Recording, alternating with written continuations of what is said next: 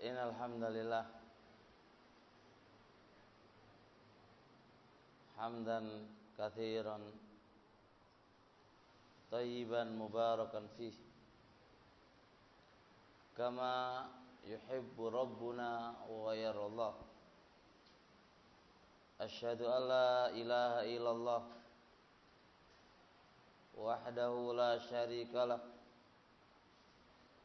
wa asyhadu anna Muhammadan abduhu wa rasuluh. Ya ayyuhalladzina amanu taqullaha haqqa tuqatih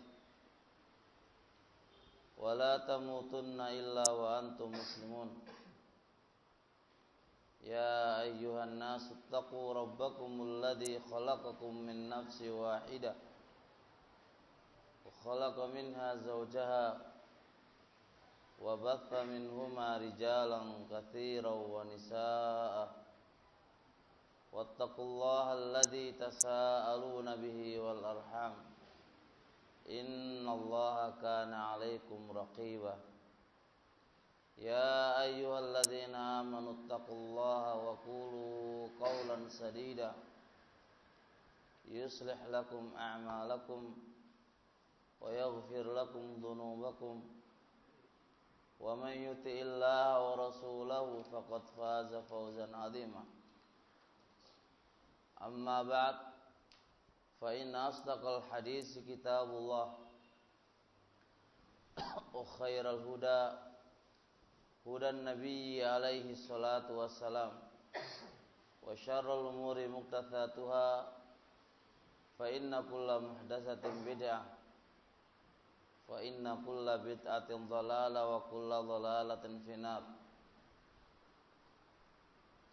A'adzanallahu wa iyyakum minan nar. Jamaah atau teman-teman yang mudah-mudahan Allah Subhanahu wa taala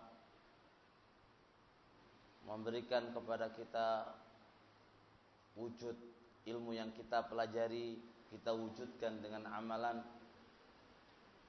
Karena seseorang yang menanam suatu pohon, tentunya dia ingin meraih buahnya.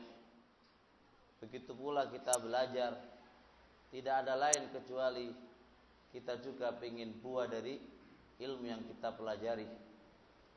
Buah dari ilmu yang kita pelajari adalah khasyah, membuat kita takut kepada Allah Subhanahu wa taala.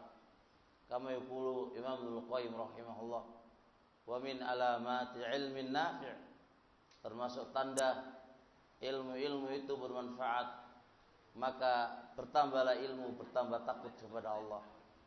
Jadi kalau kita bertambah ngaji, kok enggak tambah takut sama Allah, berarti tandanya ilmu itu enggak bermanfaat. Kalau kita sering ngaji, kemudian bertambah takut kita kepada Allah Subhanahu wa taala, berarti ilmu itu bermanfaat. Dan mudah-mudahan Allah Subhanahu wa taala menjadikan kita hamba yang takut kepada Allah Subhanahu wa taala. Takut dasari dengan ilmu, ya. Takut dasari dengan al-ilm. Tema yang kami akan angkat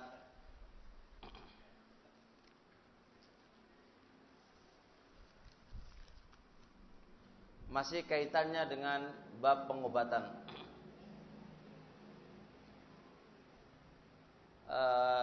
Di hari kemarin kita bahas 3 poin. Apa poin pertama kemarin? Hukum ruqyah. Kedua, hukum apa? Meminta ruqyah. Kemudian ketiga,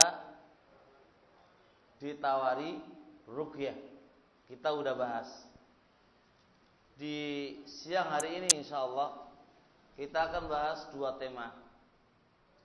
Tema yang pertama, hukum asal berobat itu apa? Dan ini lebih umum.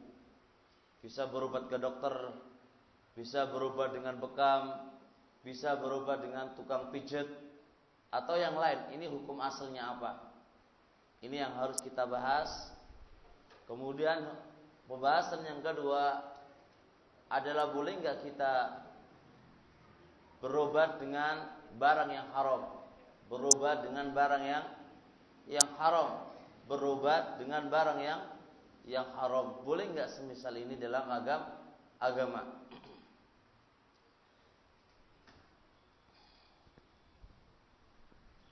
Pembahasan yang pertama, pembahasan tentang boleh nggak atau apa hukum berobat. Apa hukum berobat? Dua pendapat di antara para ulama. Ada dua pendapat di antara para ulama. Pendapat yang pertama, hukum berobat itu adalah makruh. Makruh. Jadi kalau kita datang ke dokter berobat itu makruh, dibenci. Kalau kita sakit, ya datang ke tukang bekam atau datang ke Pak Profesor, enak Pak Profesor, itu makruh Pak. Menurut pendapat yang pertama. Dan ini pendapat adalah pendapatnya Imam Dawud Ibnu Ali Al-Zahiri rahimahullahu ta'ala. Pendapat Dawud Ibnu Ali Al-Zahiri rahimahullahu ta'ala. Ini beliau mengatakan bahwasanya itu adalah makruh.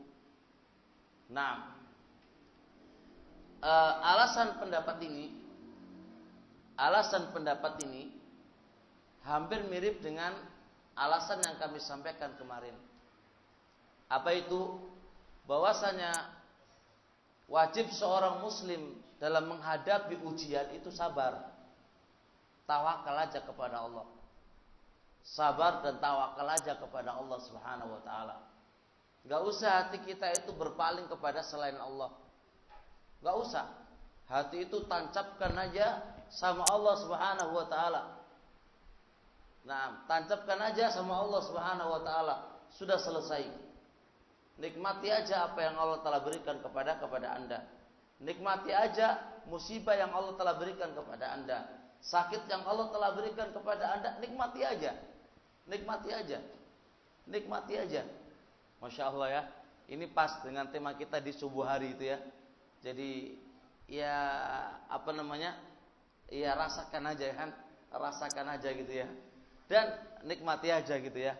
Dan pendapat ini juga memiliki salaf dari sahabat Nabi, memiliki salaf dari sahabat Nabi.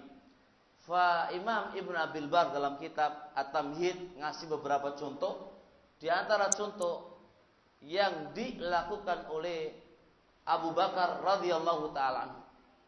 Fakana Abu Bakar radhiyallahu taala anhu mustakan, dia sakit. Maka para sahabat mengkhawatirkan atas sakitnya.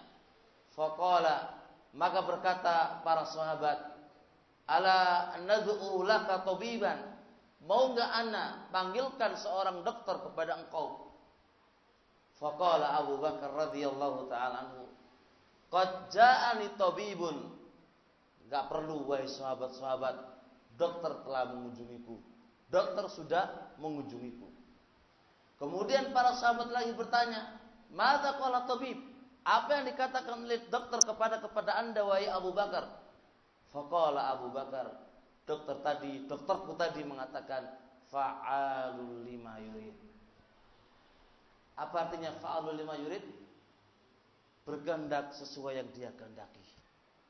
Tahukah Anda siapakah dokter yang dimaksudkan oleh Abu Bakar? Dialah Allah Subhanahu wa taala. Allah Subhanahu wa taala telah datang kepadaku dan telah melihatku. Kemudian Allah Subhanahu wa taala mengatakan, "Inni fa'alul lima yurid." Aku berbuat sesuai dengan kehendak saya. Sabar, ini kehendak saya. Inni fa'alul lima yurid. Aku menghendaki engkau, aku berbuat yang demikian sesuai dengan kehendak saya. Sabar. Masya Allah. Bisa semisal ini? Jadi kalau antum sakit punggung, sakit perut, ya udahlah sabar. Doa aja ini Allah melihat saya dan Allah mengatakan inni fa'alul lima yurid. Masya Allah. Mantap ya. Mantap sekali ini. Kemudian dan masih banyak yang lain. Dan masih banyak yang lain. Kita nggak mungkin menyebutkan di waktu yang sempit, di waktu yang sempit ini. Karena insya Allah ada suatu Hudzaifah yang akan maju kan insya Allah kan. Saya hanya mukaddimah aja ini, intinya kan beliau. Pendapat yang kedua, dia adalah pendapat jamaahirul ulama, jumhur para ulama. Jumhur para ulama berpendapat bahwasanya berobat itu boleh. Berobat itu boleh.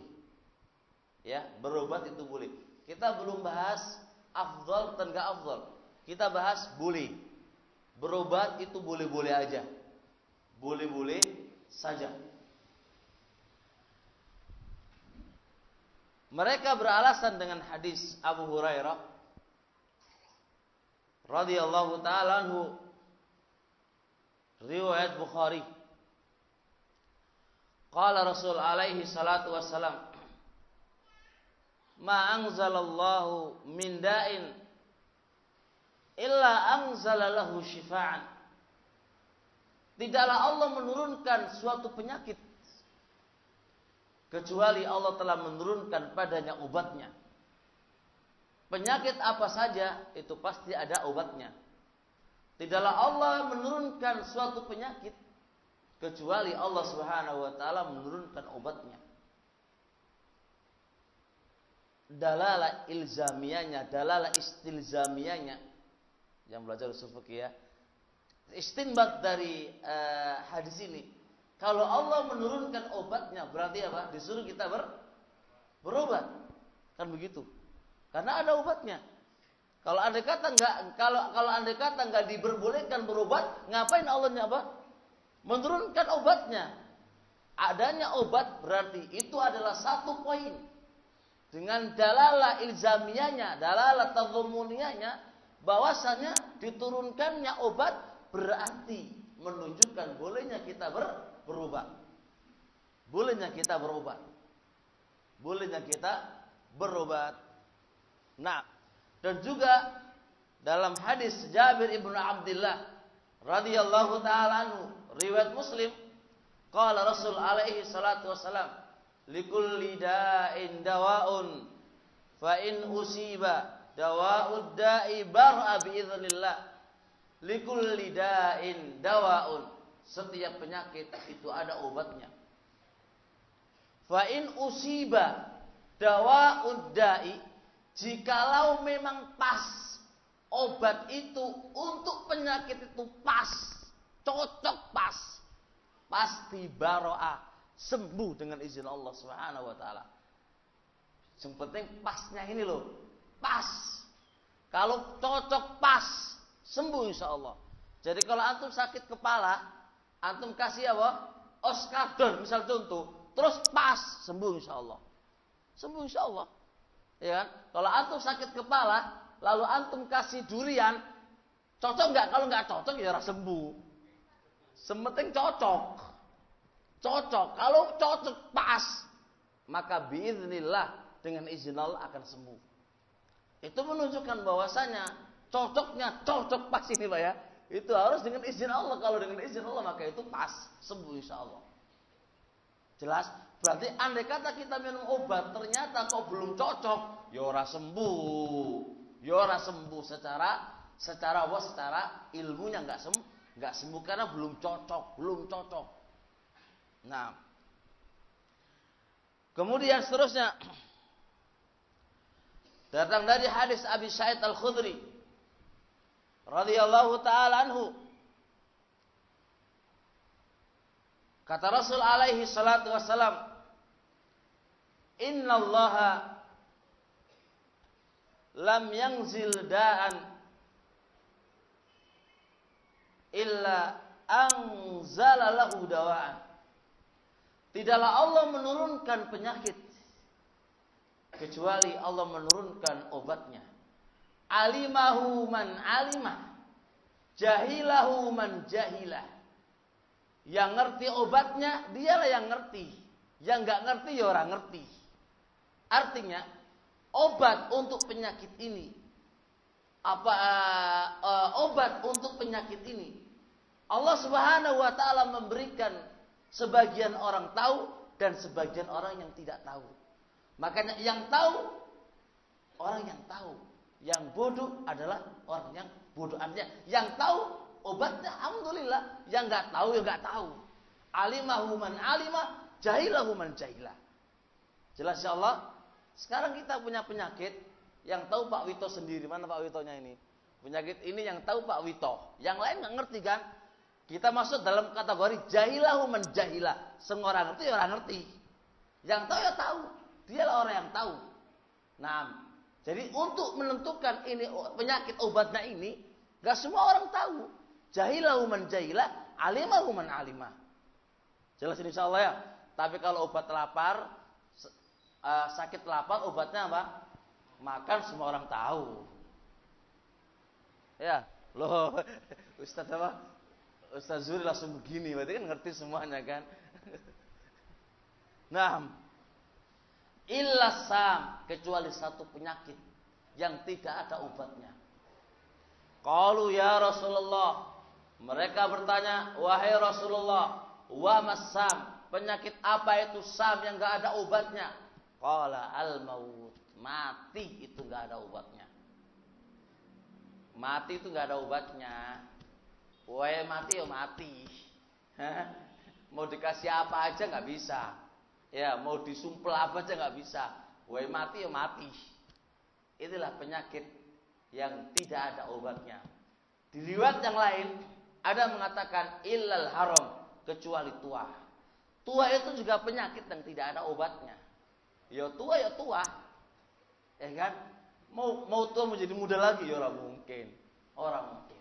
Itu dua penyakit yang tidak ada obatnya, dia adalah penyakit tua dan penyakit apa? Mati. Ini pasti akan terjadi pada diri kita. Hadis yang kami sebutkan tadi, pada dasarnya hadis ini lemah.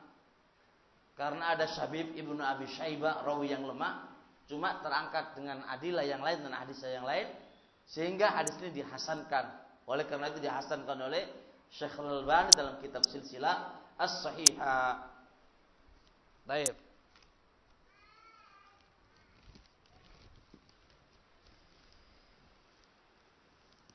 Dan kesimpulan barakallahu fikum, ada dua apa? Pendapat ya. Ada yang bilang berobat itu hukumnya apa? Makruh, dan ada yang bilang berobat itu hukumnya boleh, ya, boleh. Ini berobat macam apa saja ya. Berobat macam apa saja. Berobat macam apa saja. Enggak khusus pada ruqyah, enggak khusus. Enggak khusus pada meminta ruqyah, tidak, tapi ini umum. Nah,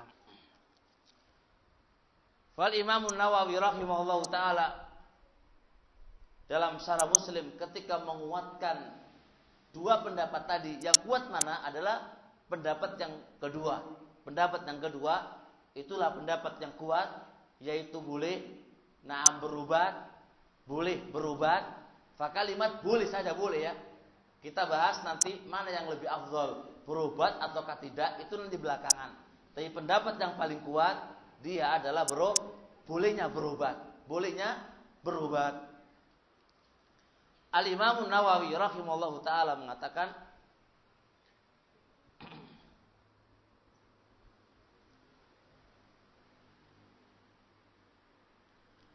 bahwasanya berobat itu tidak menafikan tawakal.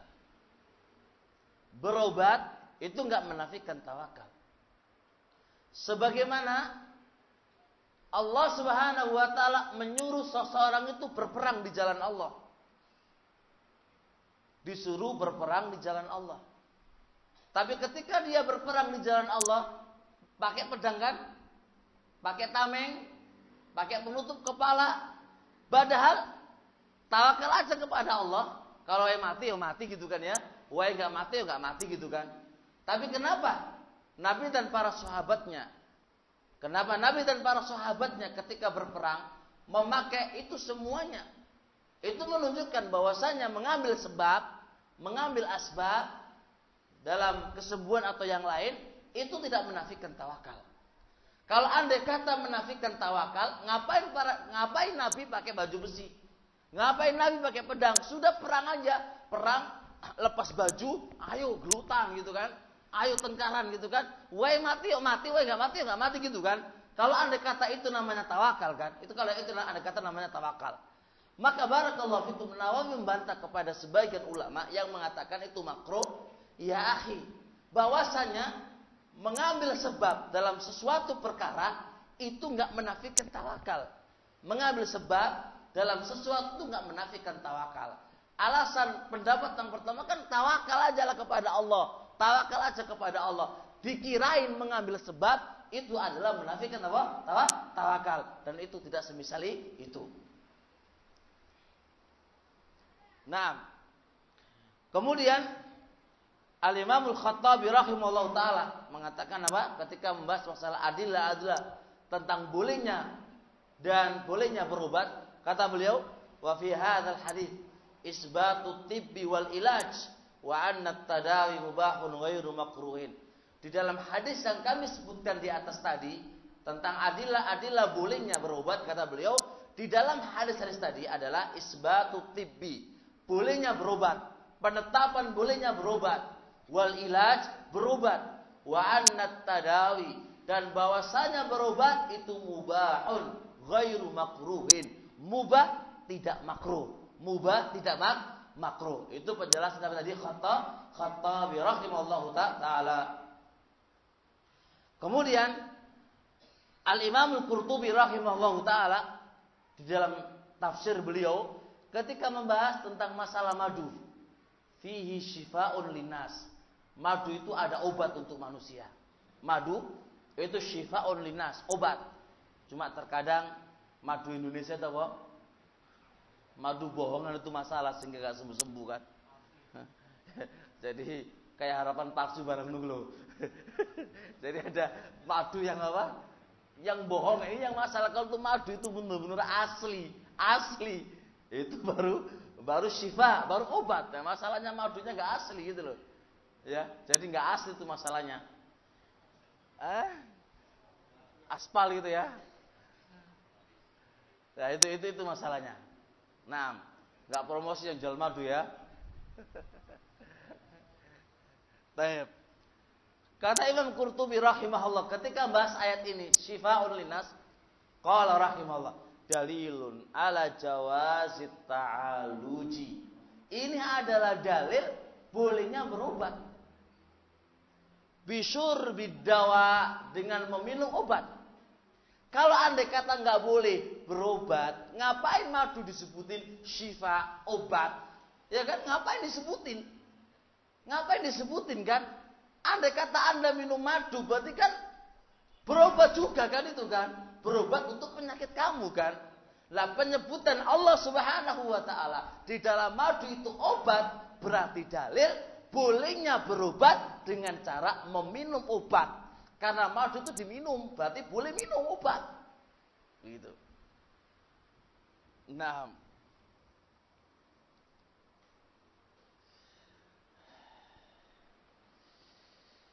kemudian Al-Imam Syaukani rahimahullahu taala di Nail Autar dan juga di Dzarari menyebutkan juga bahwasanya adillah tadi termasuk dalil tentang bolehnya berobat, dan berobat adalah mengambil asbab, mengambil sebab saja. Itulah bantahan pendapat yang kedua kepada yang pertama. Ringkasan bantahannya, ingat loh ringkasan bantahannya, biar bisa paham bahwasanya masalah berobat ada dua pendapat ya. Ada yang bilang makruh, ada yang bilang boleh. Apa alasan yang mengatakan makruh? Alasan mereka udahlah tawakal aja sama Allah. Tawakal aja sama Allah. Pasrah aja sama Allah. Gak usah mengambil asbab. Kalau mengambil asbab itu nanti bergantung sama selain Allah. Begitu alasan mereka. Pendapat yang kedua itu boleh. Itu boleh dan alasannya kita sebutkan ada 4 adillah dan dipahami bahwasanya mengambil asbab itu tidak menafikan, tidak meniadakan apa tawakal. Mengambil sebab itu tidak meniadakan tawakal. Alasannya apa coba? Semisal contoh perang kan? Ngapain pakai ini? Itu mengambil asbab supaya nggak mati kan? Walaupun takdir sudah ditentukan mati kapan sudah. Tapi tetap kita disuruh mengambil asbab supaya kita nggak mati, gitu ya. Dan juga dalam bab masalah rezeki, kenapa Anda bekerja? Tawakal aja sama Allah dalam masjid. Udah dalam masjid aja, nggak usah kerja. Kalau antum kerja, menafikan tawakal kamu nanti, meniadakan tawakal kamu. Sudah sama Allah aja pasrah, kalau ada rezeki gitu kan. Gitu juga cari istri. Udah di rumah aja. Wayai oleh bojo ya oleh bojo, gak oleh bojo ya ora oleh bojo meneng wae. Gitu kan? Atau Anda pengen anak, ya udah enggak usah nikah. Anda pengen anak kan? Enggak usah nikah. Lo di mana akan keluar anak kalau enggak nikah? Itu semua adalah akhdul asbab, mengambil sebab. Dan itu enggak dinafikan apa? Enggak menafikan tawakal. Oleh karena itu lihat, yaqulu Rasul alaihi salatu wasalam, "Law annakum hadits min hadits Abu Hurairah Muslim, law annakum tawakkaltum haqqat tawakkuli, na'am, la razaqakum kama tarzuqut tayra."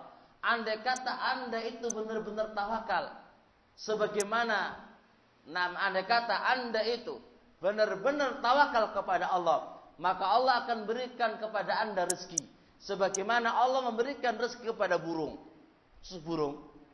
Di waktu pagi dia keluar, di waktu siang waktu sore dia akan kenyang. Apakah burung itu diam di sangkarnya saja? Enggak kan? Dia keluar mencari rezeki.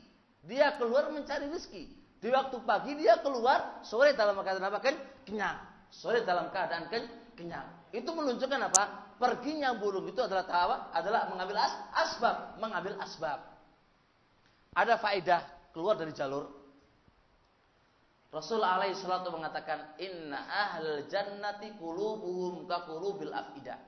Qulubuhum kaqulubi at-ta'ira at-tuyuri. Sesungguhnya penghuni surga itu hati mereka seperti hatinya burung. Bisa enggak? Hatinya seperti hatinya burung. Enggak bisa. Karena tawakalnya burung dengan kita itu lebih tinggi tawakalnya burung daripada kita. Mana ada burung menyimpan makanan untuk hari esok? Coba lihat. Mana ada ceritanya burung itu menyimpan makanan untuk hari esok? Enggak ada. Hari itu habis, besok pergi cari lagi. Kita enggak. Padahal Allah berikan akal kepada burung dengan kita. Pintar mana coba? Pintar kita daripada burung. Tapi kita Masya Allah cemas sekali, takut sekali. Itulah keadaan posisi iman kita sama Allah nol. Cuma gaya aja. Ya benar. Kita itu gaya aja. Koyo-koyo. Tahu koyo-koyo Pak? Kelihatan aja kayak apa gitu kan. Padahal nol iman kita itu. Kita tumpuk harta itu di rumah, coba lihat itu. Untuk 2 tahun, 1 abad masih ada itu, coba lihat. Saking banyaknya duit yang di rumah. Itu pun masih mencari terus. Disimpan untuk mencari terus. Ya akhi barakallahu fikum. Karena dunia itu apa? Yang membahagiakan dia. Habis sudah itu. Mana kita mau ashabul jannah, penghuni surga kalau kayak gitu hati kita. Dan itu biar kita tahu, biar kita bisa ngaca. Kayak apa sih kita itu? Makanya nggak usah sosok gaya lah. Iya, nggak usah sosok gaya, sosok alim, sosok pintar, sosok orang-orang zuhud. Posisi kita itu nol sebenarnya. Kita nggak ada lain kecuali banyak-banyak istighfar aja kepada Allah. Banyak-banyak istighfar kepada Allah Subhanahu wa taala dan banyak menyesali atas dosa yang kita lakukan. Nah, dan Dan jangan dipahami kalau itu nggak dosa ya. Bisa jadi itu satu dosa. Lu kok bisa Ustaz? Oh, cari uang kok dosa piye? Perhatikan. Al-Imam Ibnu Qayyim rahimahullah taala mengatakan, ketika membahas tentang haknya Allah Subhanahu wa taala, haknya Allah itu ayu untuk dipelajari. Berapa banyak haknya Allah kita tidak pelajari? Berapa banyak haknya Allah kita tidak pelajari? Dan itu satu dosa. Berapa banyak haknya Allah yang kita tidak pelajari, dan itu satu kewajiban ain bagi kita, dan itu satu dosa, kata Imam Ibnu Qayyim rahimahullah taala. Kita sibuk mencari dunia hampir ratusan hari ya, satu abad muter, tapi haknya Allah Anda tiadakan, Anda biarkan, Anda tidak openi. Itu satu dosa. Seharusnya sebagian waktu untuk belajar, mencari haknya Allah, melajari haknya Allah, itu seharusnya waktu itu untuk itu, tapi enggak. Mengumpulkan harta dikumpulkan di ATM sampai penuh, itu ATM 10 itu penuh ATM-nya itu. Itu aja, besok cari lagi. Mau sampai kapan selesai ATM itu mau diisi itu. Makanya penduduk surga itu hatinya seperti hatinya burung. Lihat burung itu loh. Lihat, nggak ada istilahnya besok nangis, saya bisa cari kerja apa, nggak ada menangis mereka. Kalau andai kata kita itu paham ya qul Rasulullah alaihi salatu wasallam, la yakhruja ahad, tidaklah seorang itu keluar dari, tidaklah seorang itu mati kecuali pasti sempurna rezekinya. Kalau selama kita itu masih hidup, masih ada rezeki. Kalau udah mati, berarti sudah sempurna rezeki kita. Berarti rezeki kita udah ditanggung oleh Allah Subhanahu wa taala. Kenapa Anda takut pusing setengah pusing? Wong sudah ditanggung oleh Allah Subhanahu wa taala. Itu yang nanggung itu Allah. Coba kalau manusia nanggung kita, sudahlah antum nyantai aja. Tak kasih setiap bulan kamu 10 juta. Antum santai aja di rumah tidur nyantai. Itu yang nanggung manusia. Yang manusia bisa dibohong. Bisa dibohong, jadi enggak, itu manusia kan wajar. Ini Allah, enggak mungkin bohong. Enggak mungkin bohong. Maka mana imanan Anda kepada Allah itu mana? Mana kepercayaan Anda kepada Allah itu mana? Menunjukkan amat tipis kan? Amat kurang kan kepercayaan Anda kepada Allah? Coba lihat ini, Pak. Coba yang pegawai negeri. Nyantai sudah ada apa? Bulanan dari apa? Negara. Nyantai pol. Itu baru jaminan menungso. Ini loh jaminannya Allah. Dan Allah nggak mungkin bohong. Kalau negara mungkin aja bohong. Nah manusia mungkin aja bangkrut. Allah nggak mungkin bangkrut. Kenapa kita nggak percaya sama Allah? Kenapa? Makanya perhatikan. Dzaqa halawatal iman. Man radiya billahi robba. Anda percayakan Allah sebagai Rabb kita kan? Tapi kenapa kita nggak percaya dengan janji Allah Subhanahu wa taala? Makanya kata Ibnu Qayyim mengatakan ini, amat bodohnya hamba ini. Dia itu pusing dengan jaminannya Allah dan tidak pusing yang belum ada jaminan dari Allah Subhanahu wa taala. Masalah rezeki sudah ada jaminan, kita pusing. Masalah kita besok di surga apa di neraka, belum ada jaminan, kita nggak pusing. Seharusnya kita harus pusing ngurus kita itu besok di neraka apa di surga. Itu harusnya begitu kita. Nggak ngurus setiap hari cari kerjaan. Dan nggak ngurus masalah ini aja hari mikir. Gimana kerja saya, gimana makan saya. Ini sudah ada jaminannya ya akhi. Sabar saja, itu ada jaminannya. Masalah Anda surga neraka ini belum ada jaminannya. Kenapa kita nggak mikir ini? Coba, ayo kita berpikir sekarang. Apakah Anda sudah jaminan untuk masuk surga? Baik itu yang sejati atau enggak sejati? Ada enggak jaminan surga Anda? Wahai para ustaz, sejati atau enggak sejati? Ada jaminannya surga Anda? Enggak ada jaminannya. Kata para masyayikh enggak ada jaminannya. Ngapain kita pusing-pusing kan? Loh, kita enggak ada jaminannya. Kalau begitu kita mikirkan ini aja kan? Ya Allah, ada itu surga neraka. Ini yang kita pikirkan. Surga apa neraka ini loh, ini kita pikirkan. Hari-hari ini harus kita pikirkan. Surga apa neraka, surga apa neraka, ini yang harus kita pikirkan. Dan inilah yang menyebabkan para ulama itu menangis di bab perkara ini. Hasan Al-Basri rahimahullah ta'ala ketika mendengar keponakannya tertawa. Kayak kita sering ketawa sama Ustaz Zuri kan. Ini kalau datang Hasan Al-Basri ini, tabanlah celaka Anda. Wailak celaka Anda. Loh, kenapa dekatkan celaka?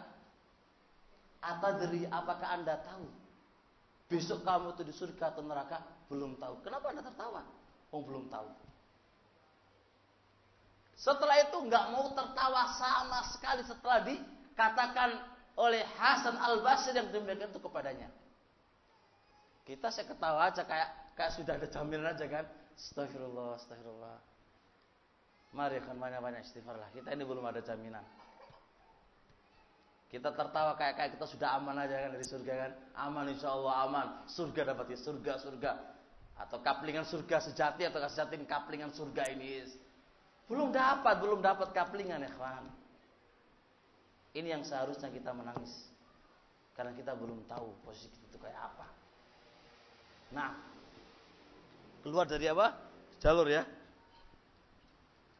Taib.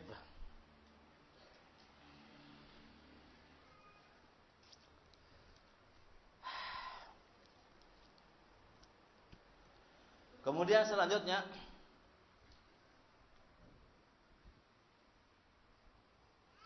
sebentar lagi, sedikit lagi insyaallah.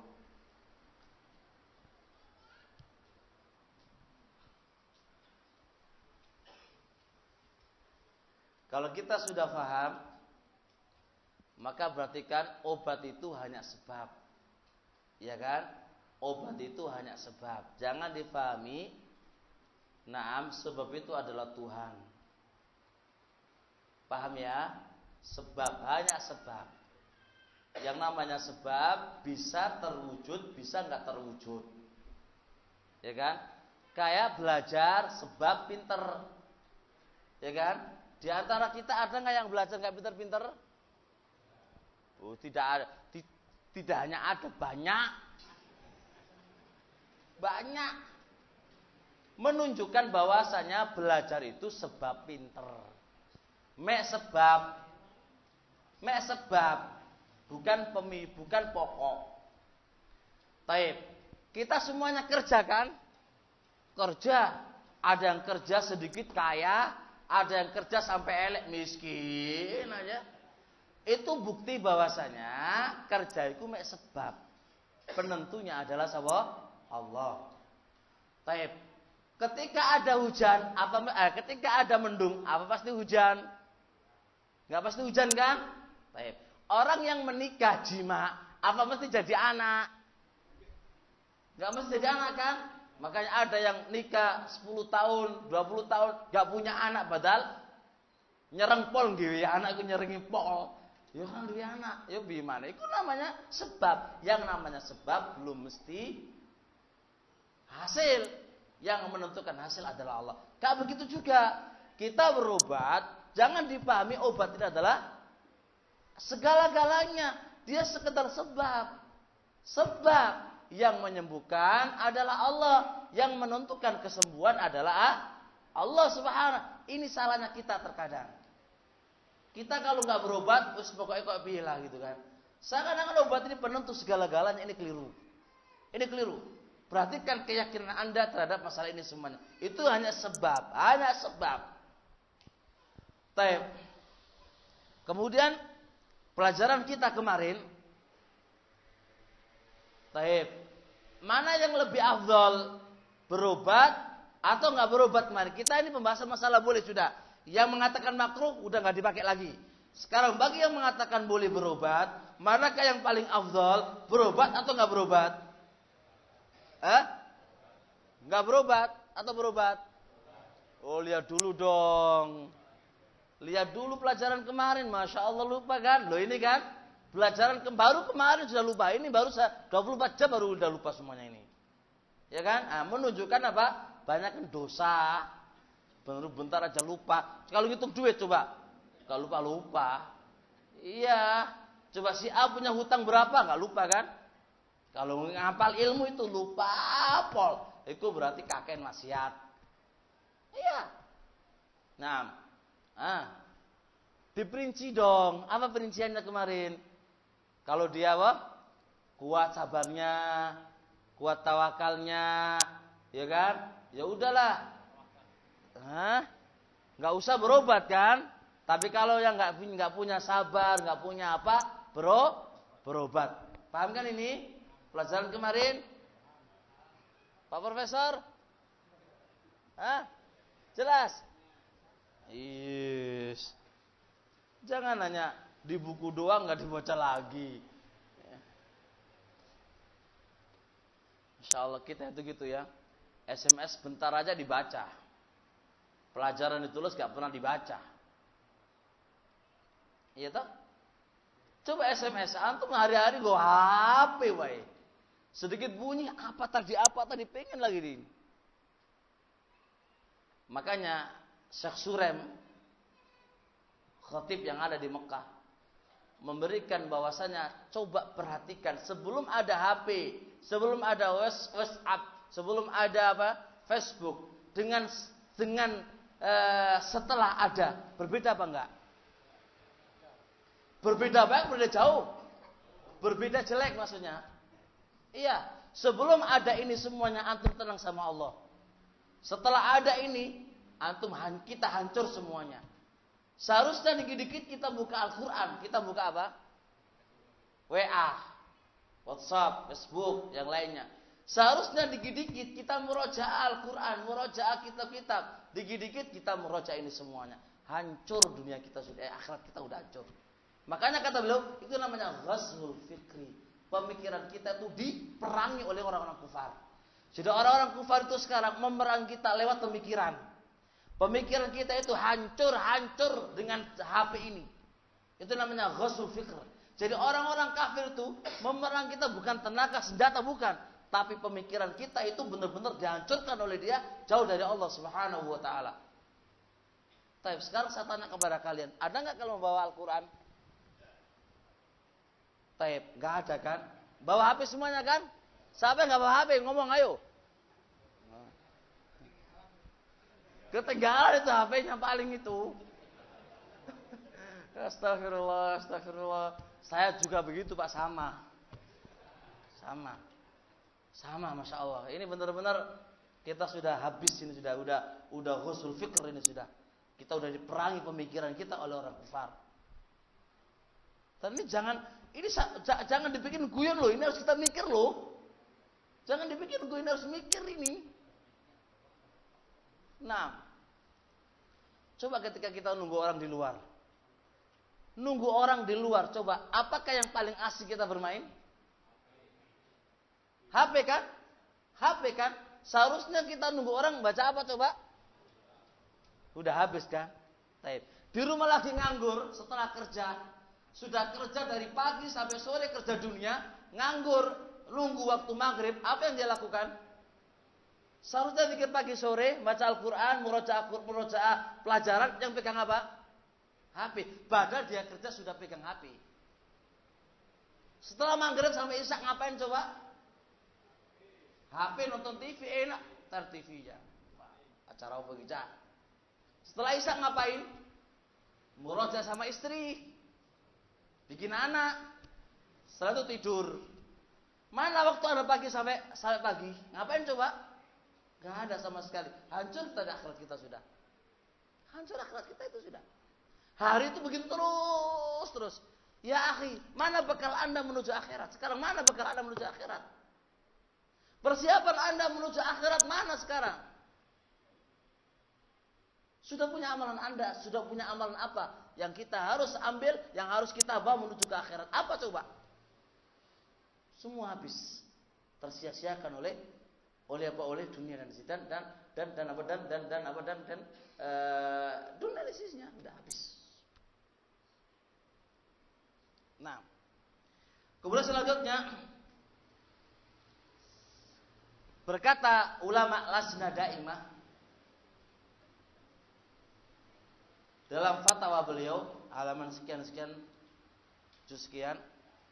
Kata beliau, yajuzu lil mar'i al-ilaju bil adwiyatil mubahah. Boleh bagi seseorang berobat dengan obat-obat yang diperbolehkan. Wa dzalika la yunafit tawakkula. Dan ini enggak menafikan tawakal. Baik. Terus wa amma man istaslama, adapun orang yang pasrah lil qadha, dengan keputusan Allah, wa radhiya bi, dan ridha dengan keputusannya Allah, wa taladzadza bil bala, dan dia merasa lezat dengan ujian tadi, wa tawakkal ala maulahu jalla wa ala, dan dia bertawakal kepada Allah Subhanahu wa taala, tarikan al asbab syar'iyyah, dalam keadaan meninggalkan asbab syariah, fa huwa afdal, maka itu lebih afdal. Jadi kalau kita ridha dengan takdir Allah, pasrah dengan takdir Allah, sabar, enggak berkeluh kesah, dan Anda ketika dapat ujian itu merasa lezat, Masya Allah, nikmati, Anda menikmatinya. Kalau Anda bisa semisal ini, afdal, lebih afdal bagi Anda, enggak usah dari obat, sudah nikmati aja itu penyakit itu. Nah, kemudian ya udah sampai sini dulu, masih ada satu bab tentang bolehnya berobat dengan benda yang haram ini.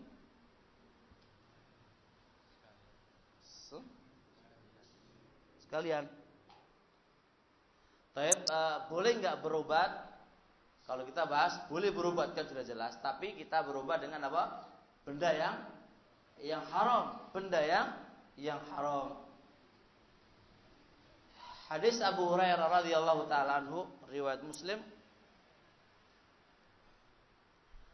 Naha Rasulullah sallallahu alaihi wasallam, Rasulullah melarang anid dawa'il khabith, dari obat yang khabith. Khabith ini ada beberapa penafsiran. Ada yang memahami khabith adalah najis. Ada yang memahami khabith adalah haram. Nah, bagi yang mengatakan najis itu pasti haram. Dan haram belum mesti najis. Jelas? Kencing najis apa enggak najis? Najis. Boleh Anda minum? Enggak boleh. Karena sesuatu yang najis pasti haram. Itu kaidah yang disebutkan oleh Imam Syaukani dalam kitab Sahih Jarar. Sesuatu yang haram belum mesti najis. Kayak apa? Khamr. Haram atau haram? Haram. Rokok. Haram atau haram? Sebagian mengatakan haram ya. Haram ya. Haram. Ketika antum megang batang rokok, najis atau najis? Enggak najis. Jadi sesuatu yang najis pasti haram. Paham ya? Baik. Kotoran manusia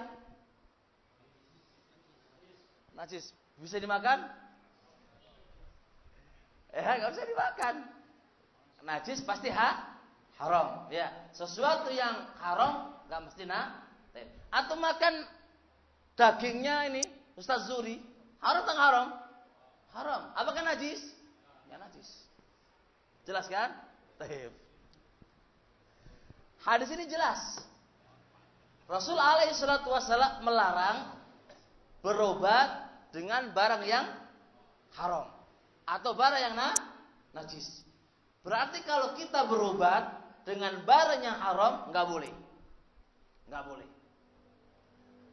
Berarti kan kaidah yang disebutkan oleh Syekhul Islam Ibnu Taimiyah rahimahullah dan yang dinukilkan oleh Syekh Sa'di dalam kitab Qawaidul Usul, perkara yang Allah haramkan pasti enggak ada manfaatnya. Pasti enggak ada manfaatnya. Berarti kalau kita berobat dengan barang yang haram, pasti enggak mungkin ada manfaatnya. Enggak mungkin. Kalaulah andai kata itu ada manfaatnya, enggak mungkin Allah haramkan. Enggak mungkin Allah haramkan. Enggak mungkin Allah haramkan. Karena ini perkara haram, nggak ada manfaatnya, maka Allah haramkan. Jelas? Berarti nggak boleh. Kemudian Rasul alaihi salatu wasallam min hadis Abi Darda mengatakan, wala tatadawau biharam. Jangan kalian berobat dengan barang yang haram. Janganlah kalian berobat dengan barang yang haram. Hadis ini jelas, kita nggak boleh berobat dengan barang yang haram. Masalah selanjutnya, dan ini ramai di antara para ulama, kita posisi darurat. Posisi darurat. Kata dokter, ini nggak ada obat kecuali barang yang haram ini. Kira-kira kalau dicontohkan barang haram kayak apa ya? Babi contoh nih. Atau darah babi, darah ular.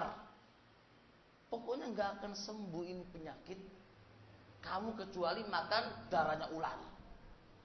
Dokter mengatakan begitu katanya. Taib. Apakah boleh karena darurat kita makan obat yang haram? Atau barang tadi alkohol full, sehingga kalau diminum mabuk ya, jelas itu khamr atau yang lain. Itu dikatakan dibikin obat. Gimana hukum dalam posisi yang semisal ini? Boleh apa enggak? Yang jawab Ustaz Zuri dulu. Ustaz Zuri, boleh enggak? Apa? Ada apa? Kondisi.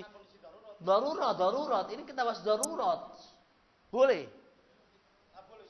Darurat boleh katanya Evan. Darurat kata Ustaz Zuri boleh. Ini kata Ustaz Zuri loh ya. Antum adiknya Ustaz Miftah. Ayo kon. Boleh. Seperlunya aja, Masya Allah. Seperlunya aja katanya. Masya Allah. Siapa lagi? Ente boleh? Nggak boleh. Darurat loh. Udah nggak ada alternatif itu, nggak ada. Hanya ada ini katanya dokter. Hanya ada ini tok kata dokter. Nggak ada lagi. Ini tok, wis. Tawakal wae, mati rapopo. Oh, mati rapopo coba antum. Dua pendapat di antara ulama kita ini. Iya. Ada mengatakan haram, boleh kama qala Syekh Zuri. Ada mengatakan enggak boleh walaupun mati taruhannya. Kama qala Syekh siapa ini? Bu Faiz loh, ini coba. Siapa yang tengah-tengah ini? Ya, bagian Pak Rahmat bekam. Bagian pembekaman gimana ini? Boleh enggak? Boleh, alasannya karena darurat ya. Oh, gitu ternyata. Inilah pentingnya belajar kaidah. Jadi tidak hanya memahami kalau darurat oleh. Itu keliru dalam memahami sekejap atau hanya memahami sekilas, gak boleh itu. Perhatikan. Darurat itu boleh kita lakukan dalam bab masalah makan. Karena apa? Perhatikan. Karena dua hal yang harus dipahami. Kalau dua hal ini ada, maka yang lain juga akan ada. Apa dua hal itu? Satu, pasti semua itu yakin kalau dia posisi kelaparan, nggak ada obat kecuali apa? Makan. Ketika ada penyakit, apakah bisa divonis nggak ada obat kecualinya itu? Nggak bisa. Syekhul Islam bantah masalah ini. Berapa banyak orang sembuh dengan hanya berdoa kepada Allah? Berapa banyak penyakit yang divonis oleh dokter nggak sembuh, itu bisa sembuh dengan doa. Bahkan Ibnul Qayyim mengatakan anfa'ud da, obat yang paling bermanfaat adalah doa. Obat yang lain itu gak ada, ya kurang manfaat.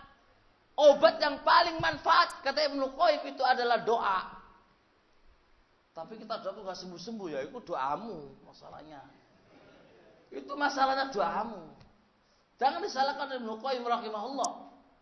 Ibnu Qayyim pernah cerita dalam kitabnya beliau, Ad-Da'u wa Dawa, tentang masalah doa. Belum minum sekali zam-zam toh aja sembuh. Sekali zam-zam sembuh. Kita berkali-kali gak sembuh-sembuh. Ya kan? Karena memang gak benar doa kita ini kan. Benar tapi banyak penghalang. Kakek dosa itu masalahnya. Nah, yang kedua, berarti kan yang kedua. Baik. Ketika Anda kelaparan dan minum itu, makan itu, pasti sembuh. Pasti enggak? Pasti sembuh kan? Ketika obat ini diberikan kepada penyakit ini, pasti sembuh? Pasti sembuh enggak? Belum tentu sembuh dong. Sama bilang itu sembuh. Kalau antum lapar dan dikasih makan, pasti sembuh penyakitnya. Kalau ada penyakit, kemudian dikasih obat, apakah pasti sembuh? Belum pasti sembuh. Dokter paling ya uji coba aja. Kalau dua ini ada, maka darurat boleh dipakai di sini. Paham kan? Dua syarat ini kalau ada, boleh dipakai. Sedangkan dua syarat ini tidak terwujud pada apa? Pada obat. Berarti kita nggak boleh memakan obat yang haram walaupun itu posisi darurat, nggak boleh. Jelas? Apa dua syarat tadi Zuri? Enggak, jangan permasalahan. Jawab dulu pertanyaan saya. Apa dua syarat itu yang membolehkan memakan barang yang darurat? Makan yang haram karena darurat. Apa dua syarat tadi? Dua syarat tadi yang membolehkan kita melakukan perkara haram. Di antara adalah makan barang haram, ya kan? Karena darurat. Itu kan ada dua syarat. Dua syarat ini apa? Satu. Pasti kesembuhannya. Kedua jangan lihat oleh kiri kanan. Kau tawakal lu, enggak ono tawakal itu bisa. Oh ngono toh. Dah. Dua syarat ini, dua syarat ini ada nggak pada obat? Kok bisa? Oh nggak ada. Belum sembuh. Yang kedua, mungkin dengan ada yang lain. Oh berdoa ada yang lainnya ya. Ngono dong, pinter dong. Jangan deket-deket nggak bisa jawab lagi. Jelas soalnya ya? Nggak ada ngantuk kan? Jangan taklim ngantuk, wae. Taklim sebulan sekali ngantuk gimana sih? Udah. Berarti apa kesimpulannya? Bagaimanapun keadaannya, kita tidak boleh apa? Berobat dengan barang yang haram. Berobat dengan barang nggak boleh. Apapun keadaan. Baik, sekarang soal. Oke, jelimet banyak ini. Wah, ini nggak selesai. Udah ini aja dulu. Bab ini masih banyak yang harus dibahas. Kayak nanti kita pakai pengobatan apa setrum, pakai listrik. Itu semuanya ini butuh dibahas ini. Bekam juga ada ilmunya loh ya, syarat syariat loh ya. Iya, ini butuh dipelajari lagi. Hari apa itu. Wah, itu ada ilmunya lagi syarat syariat. Jadi pelajaran bab tip ya tentang kedokteran ini ternyata dalam syarat juga dibahas. Jadi ikhwan barakallahu fikum ya, ingat hadis Rasulullah alaihi salatu wasallam, man tatabbaba wa ghairu ahlihi fa dhamin. Siapa yang jadi dokter tapi dia nggak ahli, kalau ada apa-apa dia jaminannya nanti. Jadi kalau nanti mijiti seorang ya, mari ngono setelah itu kok setelah dipijiti kok tambah parah karena dia nggak ahli, dia nanti jaminannya nanti bayar diet nanti kalau ada apa-apa nanti. Nah itu hati-hati, makanya yang ahli dulu baru Anda mijiti orang. Bekam juga gitu, setelah bekam ujuk-ujuk mati. Wah nanti bayar diet nanti. Kalau dia nggak ahli, ujuk-ujuk asal bekam saja, itu nanti dia membayar dietnya, dia yang menanggung semuanya. Tapi kalau sudah ahli, ya wis takdiri. Nah kalau nggak ahli, jangan. Maka jadi untuk Pak Profesor dan juga yang lain, hati-hati, pelajari dulu dengan bagus kan. Nanti kalau ada apa-apa biar lepas dari dhiman, dari tanggung jawab yang ada. Taib, sampai di sini dulu insyaallah dari kami. Sekarang tema yang pokok ya beliau masalah jin dan apa. Cuma anak akan sebelum saya akhiri, saya ingatkan kepada para bapak, bagi yang bagi yang masih memiliki jimat-jimat dan yang lain, sebelum mati hendaknya dibersihkan dulu. Sebab kalau jimat-jimat tadi masih ada di tangan Anda dan masih ada di genggaman Anda dan masih ada cengkraman Anda, dengan posisi mati jimat itu ada pada Anda, maka itu bisa jadi penghalang Anda masuk ke dalam surga. Penghalang sebagaimana hadis Abu Hurairah Muslim ya. Hati-hati itu. Makanya mumpung ini tema yang bagus ya, dibersihkan jimat-jimat yang ada itu dibersihkan. Sebab nanti kalau besok mati dan jimat itu masih dianta, aduh susah sekali nanti itu. Susah sekali. Dunia akhiratnya, dunianya susah mati. Saya banyak kasus ketika sakaratul maut. Nah, dia kok maju mundur ini ada apa? Kita tanya, Pak, apakah masih ada jimat yang melekat pada Bapak? Ada. Udah diambil mana? Diambil, dihancurin, baru bisa meninggal dengan enak. Lah ini hati-hati. Makanya bagi yang menyimpan jimat-jimat, yaitu kan raja-raja atau yang lain, segera dilepas mumpung ajal belum datang. Kalau ajal datang kepada Anda sebagai masih melengket di depan Anda, di sekitar Anda dan Anda semuanya, hati-hati itu masalah nanti itu. Masalah mumpung ada Pak Yainya ini kan. Biar sekalian gulat sama jinnya kan gitu ya. Saya sampai di sini dulu insyaallah. Subhanakallahumma hamdik, asyhadu an la ilaha illa anta, astaghfiruka wa atubu ilaik.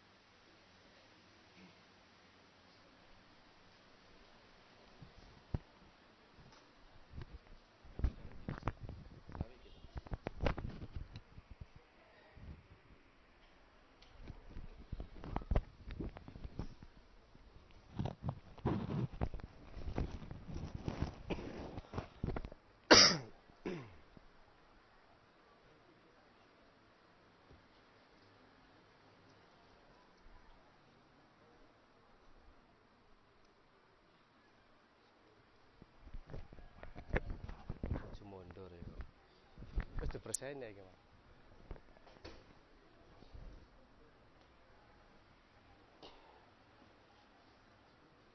Assalamualaikum warahmatullahi wabarakatuh. Bismillahirrahmanirrahim. Innal hamdalillah nahmaduhu wa nasta'inuhu wa nastaghfiruh. Wa na'udzu billahi min shururi anfusina wa min sayyiati a'malina. May yahdihillahu fala mudilla lahu wa may yudlil fala hadiya lahu. Asyhadu an la ilaha illallah wahdahu la syarika lah wa asyhadu anna Muhammadan abduhu wa rasuluh la nabiyya ba'da. Ya ayyuhalladzina amanu taqullaha haqqa tuqatih wa la tamutunna illa wa antum muslimun.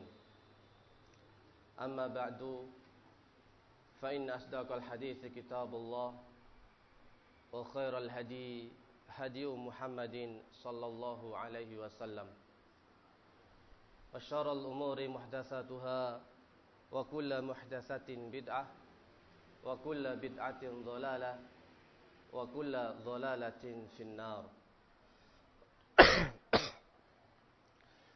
Ikhwani fillah, fa insyaallah kita akan melanjutkan pembahasan kita bab masalah mengenal dunia jin,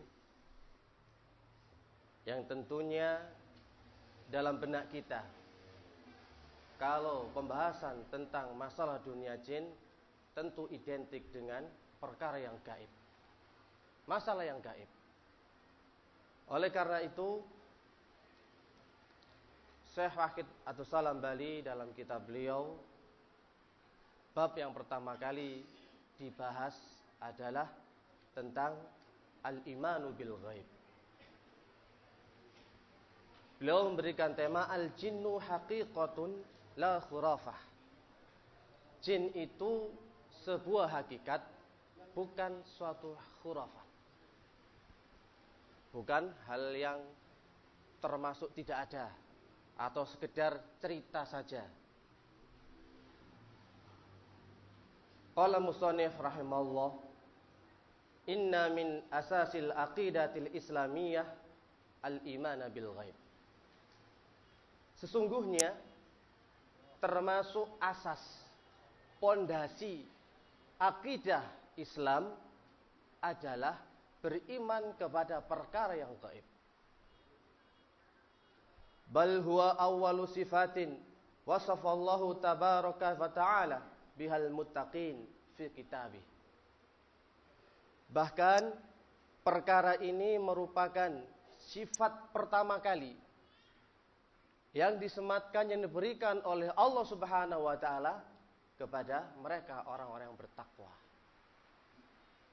Antum bisa lihat dalam surat Al-Baqarah, Alif Lam Mim. Dzalikal kitabu la raiba fihi hudal lil muttaqin alladzina yu'minuna bil ghaib wa yuqimuna shalah. Alif Lam Mim, dzalikal kitab. Utawi mengkono iku kitab la raiba fi. Tidak ada keraguan di dalamnya. Sebagai petunjuk orang-orang yang bertakwa. Dan apa ciri-ciri yang bertakwa itu? Yakni mereka adalah alladzina yu'minuna bil ghaib. Mereka yang beriman terhadap perkara yang gaib. An-nar, al-jannah, neraka, surga, yaumul qiyamah, hari kiamat, kemudian siksa kubur, azab kubur, alam barzah. Itu semua adalah perkara yang gaib. Bagi orang beriman, mereka meyakini keberadaan hal tersebut. Maka ini yang perlu kita jadikan acuan. Di sini jelaskan sifat paling pertama dan paling utama bagi orang yang bertakwa adalah beriman kepada perkara yang gaib. Sedangkan jin, al-jin itu termasuk perkara hal yang gaib. Volumenya kurang keras ini ya. Suaranya kayaknya ini. Ya memang kalau dari awal setelah mendengar suara yang begitu menggelegar gitu ya. Baru datang kedua, ya kayak kecil volumenya. Ini sudah mentok. Memang yang pertama itu super ya. Terbedakan dari yang lain. Ini sudah ngotot ini.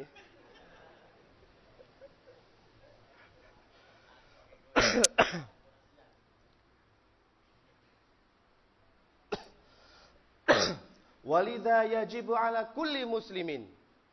Oleh karena itu, wajib bagi setiap muslim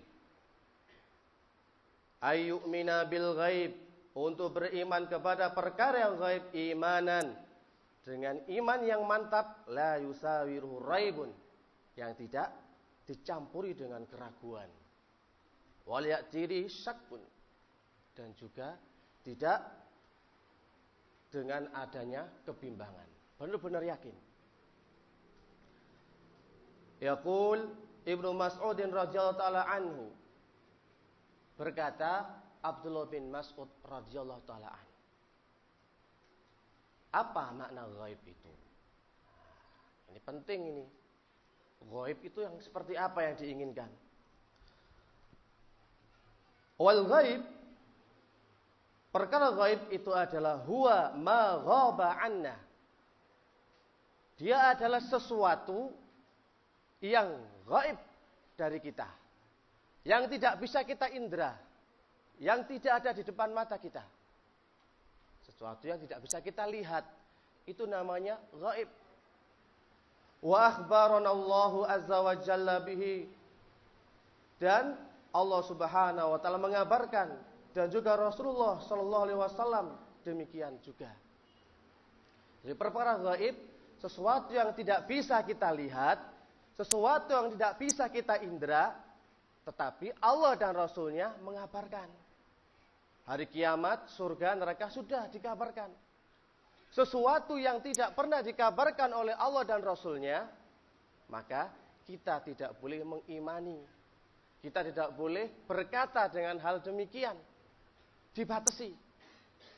Kita boleh berkeyakinan, kita boleh berkata, oh, surga cirinya adalah begini, begini.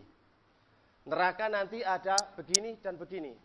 Selain tidak ada kabar dari Allah dan Rasulnya, maka kita berlepas diri. Demikian juga alam jin. Jika Allah dan Rasulnya mengabarkan dalam Al-Quran dan Sunnahnya, maka kita wajib berkata demikian. Boleh kita memiliki kesimpulan. Tapi kalau tidak, maka jangan sampai kita punya statement seperti itu. Ini banyak orang yang terjerumus. Banyak orang tergelincir. Mereka mengaku bisa melihat perkara-perkara yang gaib. Sehingga bisa menembus dengan rogo sukmo, kalau dalam ilmu Jawa ya. Rogo sukmo bisa mengetahui keadaan al-amwat fil kubur, keadaan mayit di dalam kubur. Apa yang mereka lakukan? Coba. Al-Quran dan Sunnah hanya memberikan sebatas ilmu yang sedikit tentang pengetahuan tersebut. Tapi ada orang mengaku, Masya Allah, nah, itu ya, bisa melihat arwah yang lagi gentayangan, melihat arwah-arwah di dalam kubur, dengan alasan mereka memiliki karomah.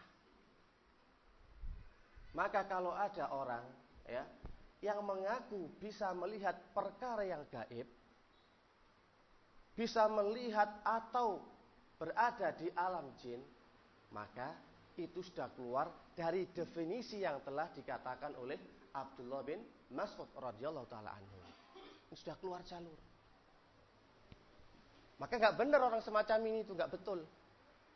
Jika bisa mengaku melihat sesuatu yang gaib, perkara dunia jin, oh berarti dia perlu mendapat ancaman terkena ruqyah syariah. Hal ini nggak bisa, ya. Ada orang bisa mengaku menembus langit ke atas langit 7, di situ ada arsy. Bertemu dengan para malaikat, melihat para nabi sholat. Wah, ini kan sudah perkara gaib juga. Ingat ya, perkara gaib ini tidak bisa diketahui. Bahkan dalam al-hadis yang dikatakan oleh Imam Tobroni, wa ma la ya'lamul ghaiba illallah. Tidak ada yang mengetahui perkara gaib kecuali Allah Subhanahu wa taala. Dan dalam surat Al-Jin, alimul ghaibi fala yudhiru ala ghaibi ahadan illa man irtadha min rasul. Allah itu zat yang mengetahui perkara yang gaib. Fala yudhiru ala ghaibihi ahadan. Dan perkara gaib itu tidak akan dinampakkan kepada seseorang pun kecuali orang yang telah diridhai dari para rasulnya. Hanya Allah dan Rasul. Kemudian ada orang mengaku mendapatkan karomah, betul-betul detail, bisa menceritakan perkara gaib. Di sini ada jin, di sini ada setan, di situ banyak pocongan, di situ ada genderuwo. Wah, luar biasa. Maka pemahaman ini tidak benar, diluruskan dengan Al-Quran dan juga As-Sunnah. Banyak kalau mengaku seperti itu, ada orang indigo. Kalau ada orang mengaku atau anak kecil yang bisa melihat perkara-perkara demikian secara detail, atau ada seorang mahasiswa, atau ada santri pondok, atau ada seorang yang dianggap wali, ternyata leluasa dan bebas melihat perkara-perkara itu, ya tentu kita tidak bisa menerima. Al-jinu minal ghaib. Jin juga dari perkara yang gaib. Kita juga nggak tahu dalam ruqyah di mana posisi dan kondisi serta bentuk wujud daripada jin. Karena seperti bentuk atau rupa, kalau di sini mungkin terkenal dengan leak atau apa lagi? Leak toh? Ya, butuh pengenalan, berarti kenalan apa saja di Bali ini ya. Itu kan bukan bentuk aslinya, itu sudah perwujudan. Gak bisa kita itu melihat dengan kondisi aslinya jin itu seperti apa. Maka banyak orang tertipu dan tergelincir. Mereka menganggap ini adalah karomah. Apakah perkara gaib itu tidak bisa dilakukan orang biasa? Kata mereka. Atau yang memiliki karomah? Apakah cuma Rasul saja? Kalau memang syariat menjelaskan cuma pada sebatas itu, maka kita tidak bisa untuk lebih panjang, lebih mendalam-dalam dalam urusan gaib. Faminal adillah al-Qur'aniyah. Dan di sini kita sebutkan dalil-dalil dari Al-Qur'an dan juga As-Sunnah tentang keberadaan jin itu memang ada. Sebab ya, orang-orang filsafat sampai detik ini masih mengingkari tentang keberadaan jin. Syekh Mukbil dalam kitab beliau ya, tentang nasihat beliau tentang ahli sunnah, bahwasanya orang-orang filsafat sampai sekarang itu mengingkari keberadaan jin.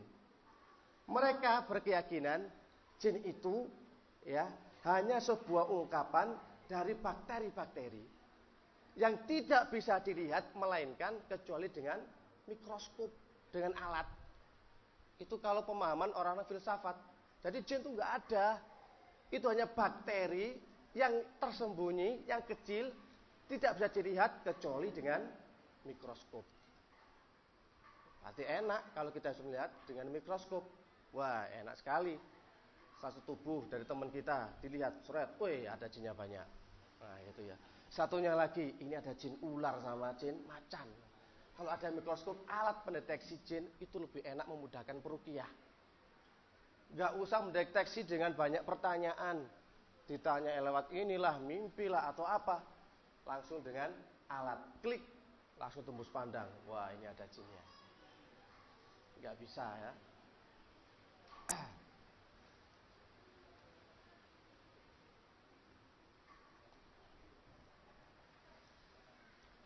Wa id sarafna ilaika nafaram minal jinni yastami'unal Al-Qur'an. Dan ingatlah ketika kami hadapkan kepada engkau sekelompok dari bangsa jin yang mendengarkan Al-Qur'an. Dalam surat Al-Aqaf ayat yang ke-29.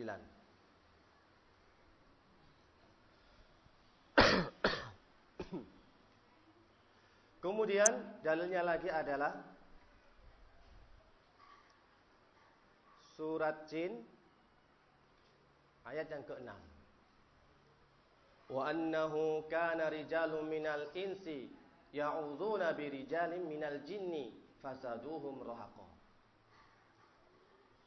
Dan ada beberapa laki-laki dari bangsa manusia yang minta pertolongan, minta perlindungan kepada bangsa jin, justru fasaduhum rahaqa. Hal itu akan menambah mereka zamban, khotoan, menambah mereka dosa, salah dan kesesatan.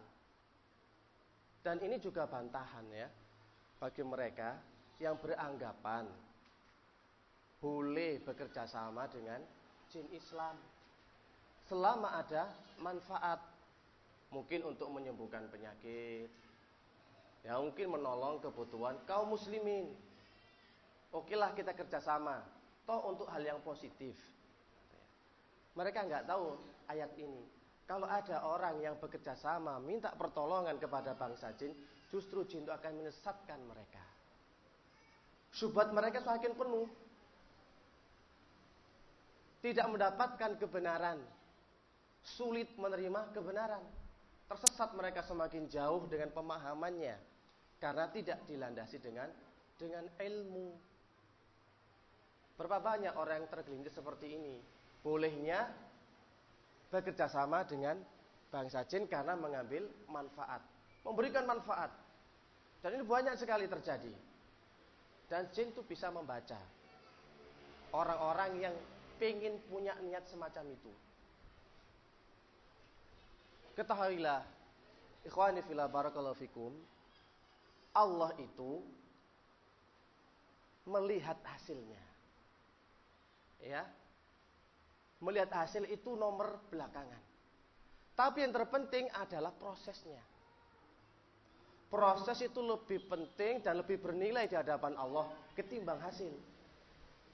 Taruhlah dia memberikan manfaat kesembuhan kepada orang lain, tapi prosesnya itu loh yang kita nilai. Kita memberikan nafkah misalkan kepada keluarga kita, itu hal yang wajib. Tetapi kalau caranya dengan korupsi, dengan menipu, kan nggak boleh, kan dosa. Sama saja ketika kita berobat untuk menyembuhkan penyakit dari gangguan jin, dari gangguan setan, dari sihir dan seterusnya. Kalau caranya tidak syar'i, caranya tidak sesuai dengan apa yang diajarkan Allah dan Rasulnya, maka itu sama saja. Nggak bermanfaat, nggak berguna. Tambah menambah dosa. Tapi beda. Kalau prosesnya itu syar'i, maka penyakit tersebut menjadi pelebur dosa baginya. Ketika berobat dia mendapatkan pahala. Tapi kalau orang yang salah caranya, prosesnya, penyakit itu menjadi sebuah hukuman. Dan ketika berobat itu dia mendapatkan dosa. Dan sakitnya bukan jadi pelebur dosa, bahkan dia semakin bertambah dosa. Jadi harus kita perhatikan. Proses itu lebih penting dan lebih berharga. Jangan hanya melihat hasil. Nanti pokoknya sembuh, penyakitnya seret ditaruh di kambing, ditaruh di ayam. Ayamnya kasihan sekarat, mati gara-gara dipindahkan penyakitnya.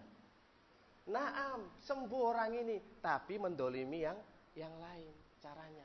Dan juga tidak pernah diajarkan Rasulullah. Jadi satu-satunya cara yang ada di dalam syariat ini untuk menanggulangi gangguan jin, sihir, itu adalah dengan ruqyah syariah. Dengan cara seperti itu. Kalau ada cara kok dengan bisa melihat jinnya, melihat gangguannya, mengembalikan santetnya, mengembalikan sihirnya. Nah ini bukan dengan cara yang syar'i, tapi pakai cara mereka sendiri. Mereka tabrak syariat. Mereka hanya melihat hasil, tidak melihat prosesnya. Dan ini yang sering terjadi. Maka juga sama keadaannya, justru ini akan menjadikan orang itu jauh dari kebenaran. Seolah-olah dia mendapatkan kebaikan, ya, menolong saudaranya se-Islam. Tetapi cara itu paling penting. Antum sedekah, tapi dengan cara mencuri ya sama saja. Baiklah memang sedekah memberikan fakir miskin, janda-janda tua, bukan janda muda ya, janda-janda tua. Nah itu juga seperti itu keadaannya. Gak bisa dilihat hanya sebagai hasilnya, tapi proses itu yang paling terpenting. Selanjutnya, ini adalah dalil dari Al-Quran tentang keberadaan jin. Yang dari As-Sunnah sekarang.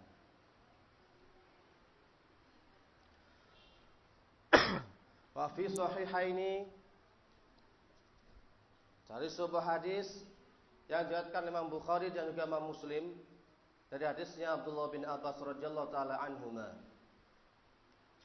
Pernah Rasulullah itu pergi bersama rombongan para sahabatnya menuju kepada Suq Uqad, pasar Uqad. Wa qad hila baina syayatin wa baina khabaris sama. Dan di situ ternyata terhalang bagi setan antara kabar dirinya dengan langit yang biasa mereka mencuri berita di sana.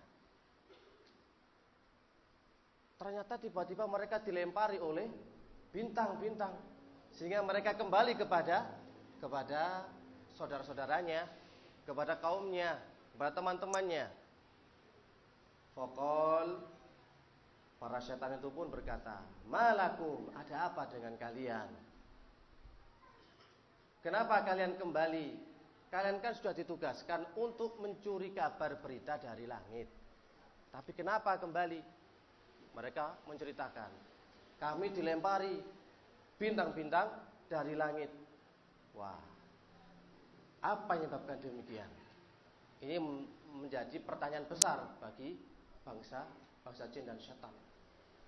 Maka mereka langsung mengirimkan bala tentaranya untuk menyebar dari penjuru barat dan penjuru timur untuk mengecek ada apakah, kenapa tumben-tumbennya kabar langit ini terhalangi, bahkan dilempari oleh bintang.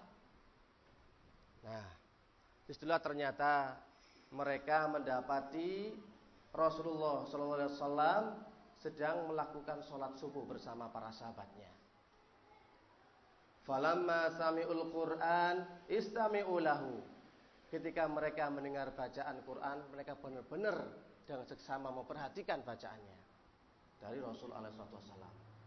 Hadza wallahi alladhi hala bainakum wa baina khabaris sama.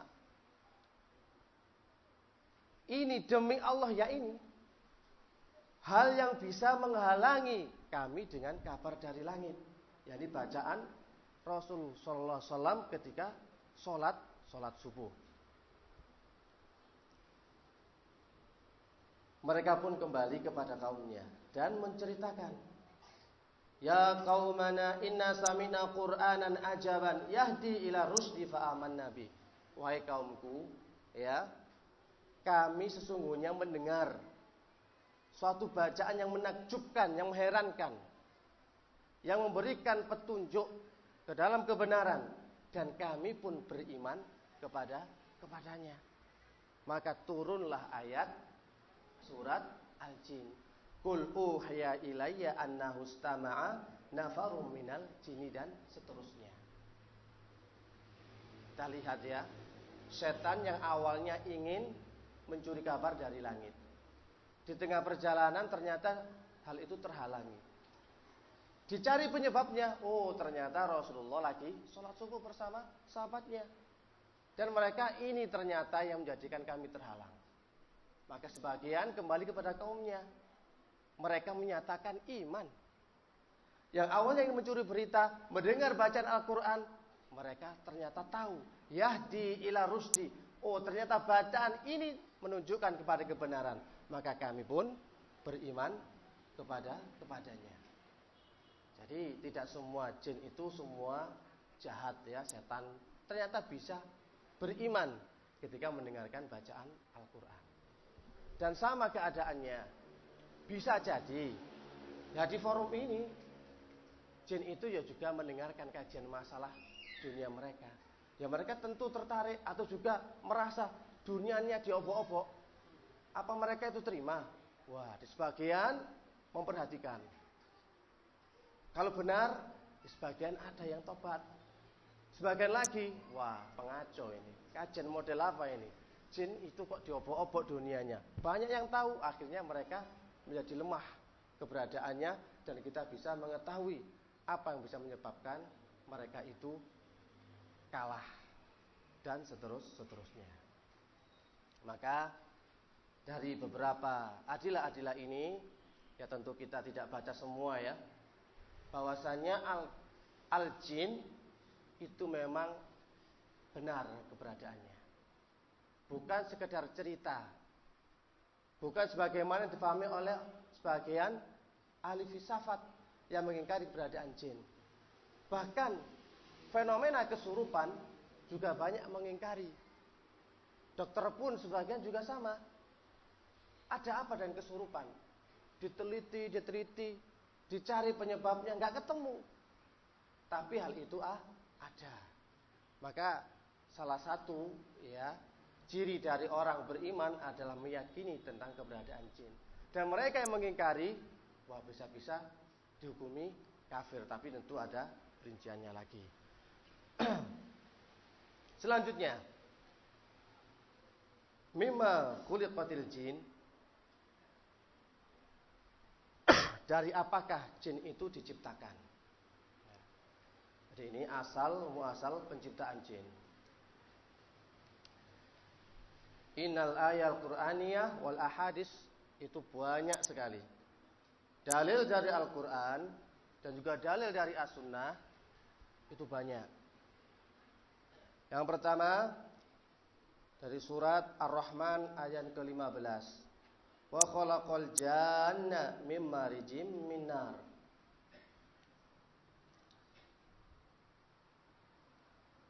Allah menciptakan jin dari nyala api.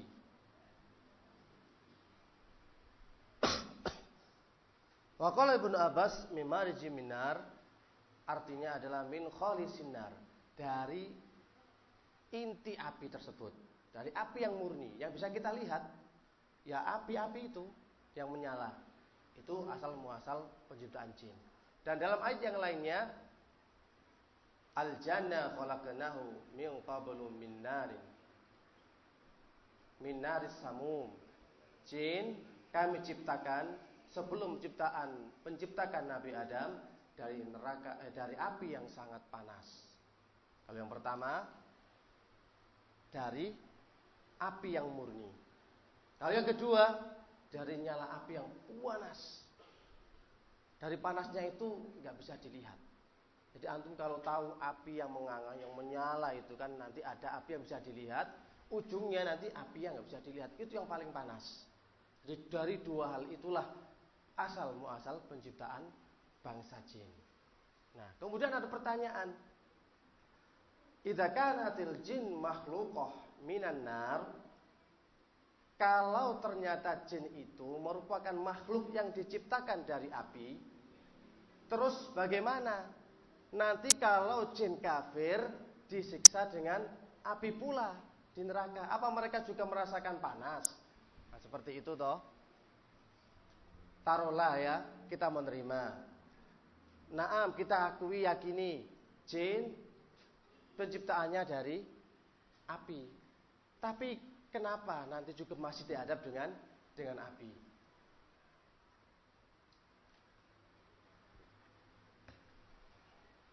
Kata beliau, Syekh Wahid Salam Bali, pertanyaan ini sudah sering terlontarkan kebanyakan daripada manusia. Kalau kita mau berpikir sejenak dan mau jeli bahwa penciptaan manusia itu memang dari tanah. Tapi sekarang bukan kok bentuknya tanah. Sebagaimana juga jin, asal muasal penciptaannya dari api. Tapi sekarang bukan api lagi. Ketika mereka diadab dengan api pasti merasakan panas. Seperti halnya manusia, jika dilempar dengan tanah mereka juga akan merasakan sakit. Dan salah satu dalilnya adalah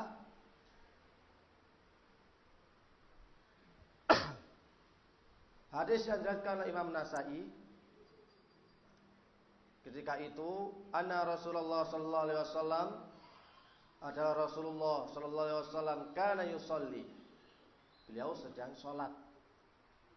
Fatahu syaiton, kemudian tiba-tiba datanglah syaiton di tengah sholatnya. Maka Rasulullah fa'akhadhahu fasara'an. Rasulullah memegang, kemudian membanting dan mencekik setan tersebut. Qala Rasulullah SAW, Rasulullah pun berkata, sampai sungguh telah aku wajadtu, aku merasakan ya, baradilisanihi, dinginnya lesan, lidah setan itu pada kedua tanganku. Ya, ini kisah dari Rasulullah SAW ketika sholat. Ujuk-ujuk datang setan. Lagi Rasulullah lagi sholat ini, bayangkan. Lagi sholat bermunajat kepada Allah Subhanahu wa ta'ala, dia muncul di hadapan beliau. Maka bagaimana dengan keadaan kita? Kalau misalkan antum lagi sholat malam sendiri ya, sepi, jam 3 atau jam setengah 4 malam. Lalu di depan antum langsung ada posisi kondisi orang besar hitam. Apa yang antum lakukan? Kalau Rasulullah langsung dicekik, dibanting. Diambil tebakan, dibanting. Kalau antum, apa antum yang kebanting? Ataukah yang lari? Lah gimana yang nak sholat, khusyuk, sampai merem-merem gitu kan ya. Sedikit merem. Lah aku duduk jegegrek. Gitu, orang yang hitam besar. Wah, ini bacaannya sudah beda ini. Baca Al-Fatihah jadi bergelombang. Gitu ya. Aminnya nggak bisa khusyuk, amin nggak usah gitu ya. Langsung seperti itu. Nah ini Rasulullah kalau bisa praktekkan seperti Rasulullah, pegang, langsung banting, dicekik. Dan Rasulullah sampai terasa lidah setan itu sangat dingin di tangannya. Nah dari hadis ini bisa kita ambil kesimpulan, kalau setan itu masih berbentuk api, tentu Rasulullah akan merasakan panas dari jilatan lidahnya. Tapi sebaliknya Rasulullah merasakan dingin. Ini menunjukkan bahwa jin itu tidak berbentuk api seperti asal muasal penciptaannya.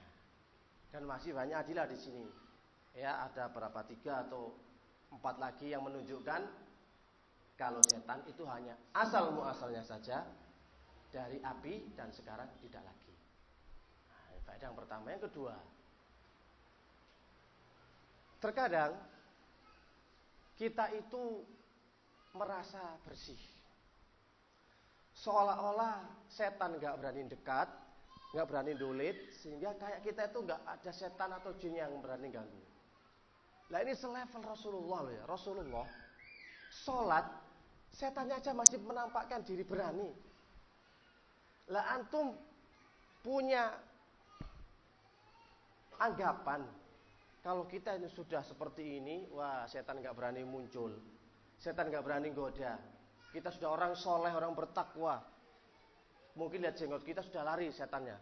Wah itu anggapan kita. Ya gak demikian. Setan juga pernah muncul di hadapan Abu Hurairah, pernah juga di hadapan Mujahid, sama keadaannya. Ini keadaan orang-orang yang soleh ya. Itu masih mereka berani untuk muncul di hadapannya. Jangan nanti punya anggapan kalau nggak pernah muncul di hadapan antum berarti mereka nggak berani. Bisa jadi, bisa jadi sudah ada di dalam kita nggak tahu. Nah, gitu loh. Itu sering ya kita itu pernah ya mendiagnosa seseorang dari 1, 2, 3 tanda-tandanya nggak ada. Saya nggak pernah Ustaz lihat penampakan, nggak pernah di mimpi buruk, nggak pernah ada jin yang langsung berani menampakkan tarung, nggak ada. Wah, berarti saya nggak ada jinnya, Ustaz. Tunggu dulu. Nah, tunggu dulu. Ternyata gitu ya. Kenapa jin itu nggak berani? Di dalam tubuhnya ada rajanya jin. Nah, ini dia. Dia memiliki jin keturunan dari nenek moyangnya sakti, turunan dari raja itu loh. Yang sakti mandraguna Kiloreng. Siapa itu Kiloreng? Raja Pajajaran. Siapa? Raja Pajajaran. Siliwangi, Prabu Siliwangi. Dia masih keturunan Prabu Siliwangi. Semua nggak berani, preman pada tunduk, gitu ya. Orang berilmu atau para dukun mau ngobati langsung angkat tangan dan angkat kaki, nggak berani. Ternyata di dalam tubuhnya sudah jegegrek jin yang besar sehingga jin lain nggak berani ganggu. Nggak berani ganggu lagi. Dia pergi ke tempat-tempat yang serem, tempat-tempat yang sepi, enjoy aja. Wong jinnya pada nyingkir, bahkan banyak ngikut jadi anak buahnya, bertambah banyak akhirnya. Nah, ketika diruqyah, difahamkan, disadarkan, muncullah raja jin tersebut. Ya sudah seru raja jinnya, nggak mau keluar awal-awalnya gitu ya. Tapi ketika dipahamkan, ya sudah. Pembahasan selanjutnya. Raja jin ya, jangan santai-santai. Kalau antum ternyata didiagnosa kok nggak ada indikasi, bisa jadi lebih besar lagi.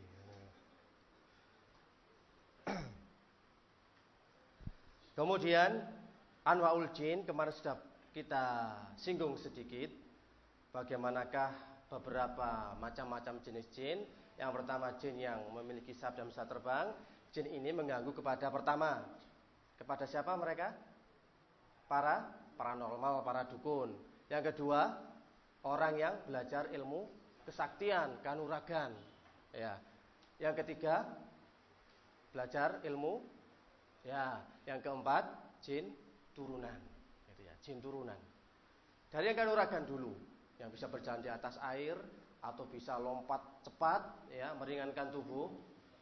Nah, tanda-tanda orang semacam ini yang sudah pernah belajar ilmu kesaktian, ya, tenaga dalam, bisa aji-ajian serat jiwa dan seterusnya.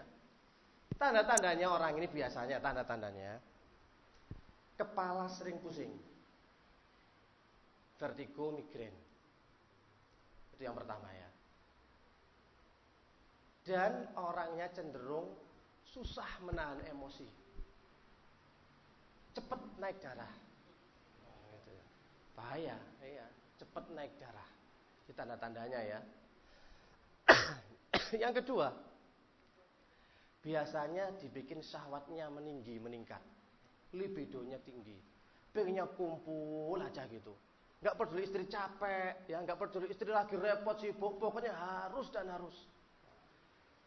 Awas, hati-hati. Dikasih dalil kalau kamu nggak melayani, kamu akan dilaknat malaikat sampai subuh. Wah, ya antara ikhlas dan tidak, ya separuh hati dan setengah hati, ya wis lah nyoh, gitu aja toh. Ini hanya melayani laki-lakinya saja.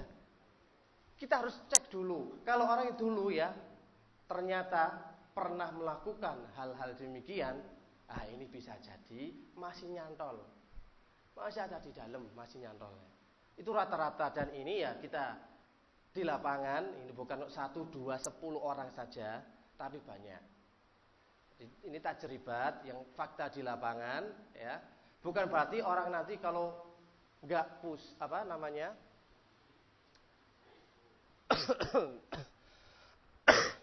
kalau nggak pusing, bukan berarti juga nggak ada jinnya ketika nuragan, juga belum tentu. Itu cuma tanda-tanda yang dominan, mendominasi. Biasanya kalau orang yang belajar ilmu kanuragan kesaktian, keluhannya ini yang paling dominan. Mudah marah dan kepala sering munyer, vertigo atau migrain. Yang kedua, nih, ya itu tadi, nafsunya itu loh, meningkat, meninggi. Itu, Masya Allah ya. Lagi juri ya, Ustadz juri, Masya Allah. Antum gimana ini? Masih biasa ya, jadi masih santai. Oh, terkendali ya, Masya Allah. Jadi masih tahap penungguan, penantian. Ya gitu tadi kata Ustadz Khalif, kalau tawakal pengen nikah tapi kok diem aja di sini, ya gak dapet lah, gitu ya. Dia demikian juga, ya pengen anak tapi nggak pernah kumpul, ya nggak bisa jadi, cuma dibatin tok. Yang batin aja sama istrinya, nggak bisa jadi. Itu tanda-tandanya ya. Jadi kalau misalkan nanti kalau ada salah satu dari ikhwan di sini, jamaah di sini pernah melakukan hal itu dan cirinya kok tepat, ya nanti insya Allah bisa dikendalikan. Kemudian jin turunan. Jin turunan itu salah satu cirinya itu ya tadi, ya prediksinya tepat atau indigo, ya dejavu, sesuatu yang belum pernah terjadi tapi seolah-olah sudah terjadi. Tanda-tandanya orang terkena indigo atau jin turunan. Nah, jin turunan ada 2 versi. Kalau jin turunan itu sesuai dengan karakter, sesuai dengan orang yang dimasuki, maka jin turunan ini akan memberikan fasilitas banyak sekali. Semakin dia menekuni, maka semakin hebat dan sakti. Kalau dia mau menerjuni, difasilitasi. Pengen bisa lihat hal yang gaib, difasilitasi. Bisa menyembuhkan orang yang sakit, difasilitasi semua. Itu kalau cocok. Tapi kalau nanti jin turunnya nggak cocok dengan pelaku, dengan orang yang dimasuki, maka sebaliknya menjadikan orang ini apes, cari jodoh nggak dapat, ya, bisnis selalu bangkrut. Nah, sekolah, kuliah, skripsi nggak selesai-selesai, dibikin semuanya hancur berantakan. Ini kalau tipe jin turunannya nggak cocok. Misalkan kalau sudah kenal ngaji, mungkin gitu, kenal ngaji, kenal dakwah, wis aku gak seneng barang-barang ngono. Lah pada saat itulah dia akan menuntut balas. Hei kamu, tole ya, nenekmu, kakekmu dulu, aku itu dipuja-puja, disebut-sebut dengan banyak amalan, banyak zikiran. Ya aku selalu mendampingi. Ketika netes ke kamu, kok aku kamu biarkan? Ya enggak kamu zikir, kamu panggil. Ya sudah, tak balas kamu. Datanglah penyakit. Penyakit juga enggak sembuh-sembuh, selalu bergantian. Habis penyakit ini sembuh, ganti penyakit yang lain. Penyakit yang lain datang silih berganti. Pokoknya kehidupannya dibikin ngenes, enggak enak, stres akhirnya. Nah, ini banyak sering terjadi. Kemarin ya, baru-baru saja mungkin dapat 1 bulan, ada kasus seperti ini. Orang ini dulunya belum ngaji ya, belum tahu dakwah. Dia punya usaha. Usahanya Masya Allah lancar.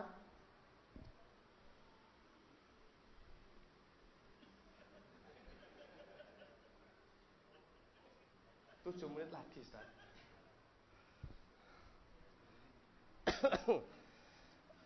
10 menit, ya. Dan ternyata ya, dia itu selalu ada yang bisiki. Ini jin turunannya. Kalau kamu nggak sholat, bisnismu lancar.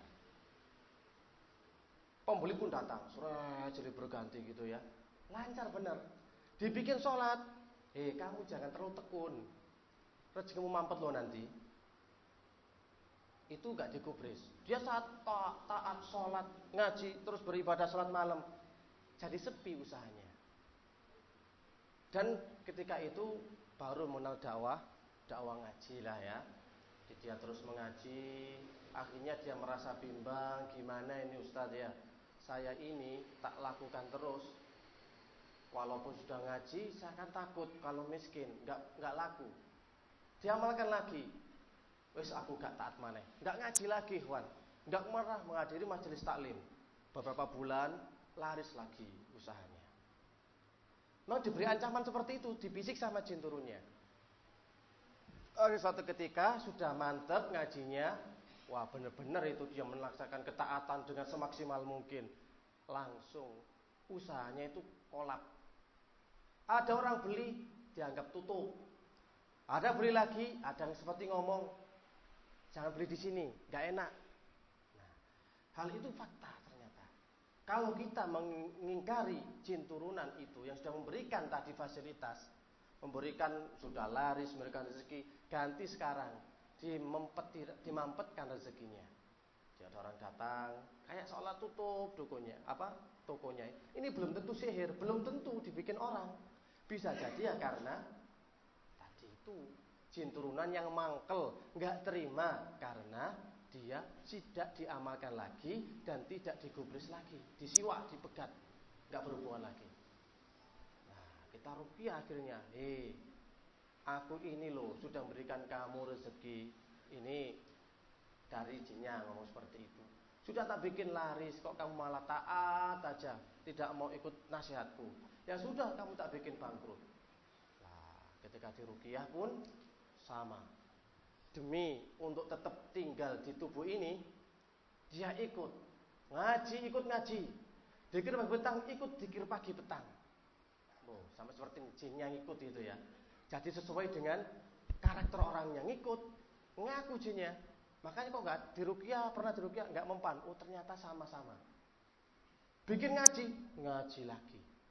Ikut pokoknya. Ya Ustadz, saya sudah ngikuti orang ini loh. Dia ngaji, saya ikut ngaji. Sholat malam, aku sholat malam, ya juga ikut. Dikir petang, juga dikir pagi petang. Nah salahnya karena orang ini punya was-was. Dia bisa ikut terus, was-was kalau nanti bangkrut ketika dia ditinggal jin turunannya. Nah, itu Masya Allah, sudah ngaji tapi masih punya was-was, itu hal biasa. Apalagi ya yang seperti yang lainnya, yang gak kenal dakwah, masih dia bimbang, akhirnya sudah ditinggalkan. Alhamdulillah subhatnya sudah terpatahkan dan sudah enggak seperti itu lagi. Itu jin turunan ya. Jadi kita harus bisa pahami mana seorang terkena al-ain, mana terkena jin turunan, dan mana terkena sihir. Ketika seseorang mampu mendiagnosa, itu akan memudahkan mengeluarkan jin dalam meruqyahnya. Itu mudah. Thariqatu tashkhis, thariqah untuk mendiagnosa itu tidaklah semudah yang kita bayangkan dan juga sulit yang kita perkirakan. Yang penting ini sudah lulus, berhasil, jin itu mudah untuk dikeluarkan. Yang penting tahu dulu dosisnya biar kita nggak salah. Orang ini kena jin turunan, ataukah kena al-ain, ataukah terkena sihir.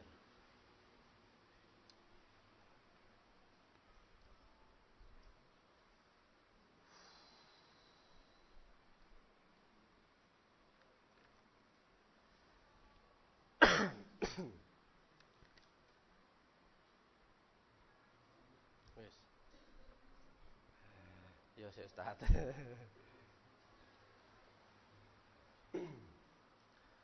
Pembahasan selanjutnya sedikit lagi ya. Sedikit lagi banyak. Banyak yang belum kita baca, banyak sekali. Ini sajalah yang paling penting. Al-jinnu takhafu minal ins. Jin itu sebenarnya takut juga kepada manusia. Ya, jin juga takut sama manusia. Rawa Ibnu Abi Dunya an Mujahid, Ibnu meriwayatkan dari Mujahid. Qala baina ana dzat layatin usolli, pada suatu ketika saya sedang melakukan sholat malam. Idqama mislu hulam. Kemudian tiba-tiba berdiri sesosok orang, anak-anak muda, anak kecil. Ya. Langsung di depannya muncul. Fasadatu alaihi. Maka aku pun langsung deketi dia, aku pepet dia.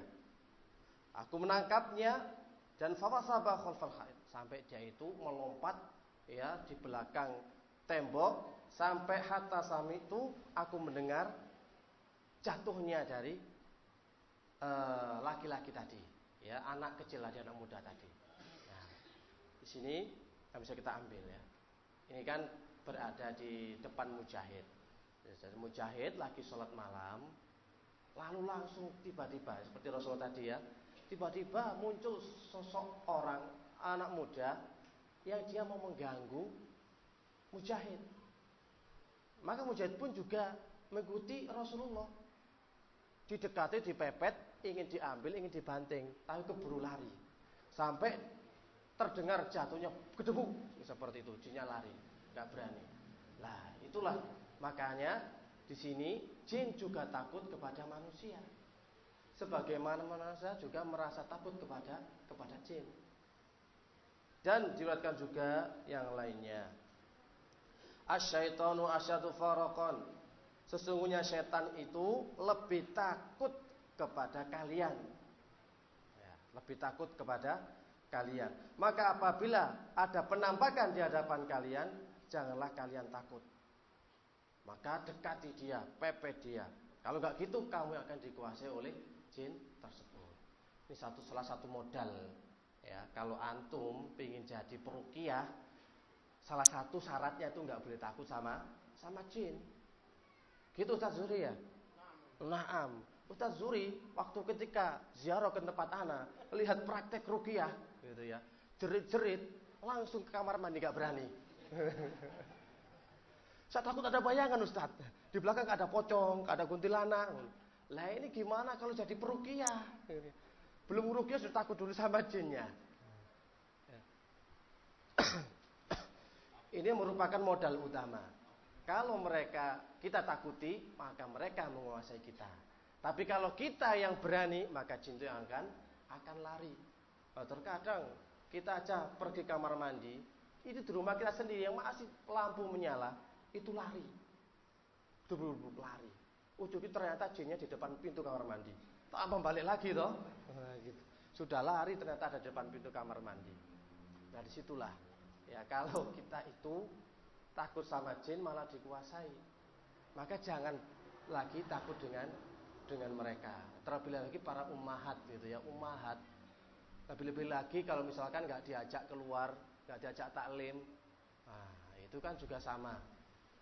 Kalau misalkan ada hal demikian, dalam riwayat yang lain juga ada, ketika datang di riwayat Nasai juga, ketika ada orang berada di depannya, langsung ditanya, ajiniyun am siyun, kamu itu jin apa manusia? Langsung ditanya seperti itu kalau berani. Jadi kalau ada gelodak di luar, weh itu jin apa orang? Itu aja. Kalau di TV kan, kucing apa orang? Nah gitu toh.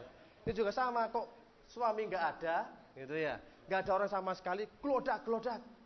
Kamu jin apa manusia? Aku jin. Wah, larilah dia. Api cepat pulang, jangan taklim lagi, aku dalam bahaya. Gitu toh. Jin lagi mau masuk ke dalam rumahnya, nah, gitu, seperti itu ya. Ya, pembahasan ini sebenarnya panjang ya, kitabnya tebelnya segini loh kitabnya. Ini masih bagian, belum disebutkan tanda-tanda orang terkena gangguan jin. Ya, maka dari perkara yang gaib tadi bisa kita ambil kesimpulan, kalau orang itu sering mimpi buruk atau sering melihat penampakan, maka dia terindikasi kena gangguan jin. Orang yang sering dalam mimpinya dikejar-kejar orang, melihat hewan, ular, ya, sering mimpi buruk dan juga sering melihat penampakan, maka orang ini terindikasi terkena gangguan jin. Itu aja tandanya yang paling bisa antum pahami. Lainnya ya banyak, seperti orang keduten, itu kan griwik ya itu loh, gak berjalan di mata atau di salah satu anggota tubuh kita. Ya, kalau tidur gemeleduk giginya, kriuk gitu loh, gak makan sanggai. Nah, itu bukan makan sanggai, tapi itu ada indikasi kena gangguan jin. Hati-hati ya.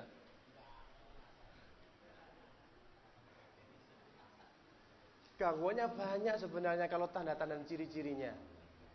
Kalau malam susah tidur, kalau tidur itu bersusah-susah payah dulu baru bisa tidur, jam 2, jam 3 baru bisa tidur.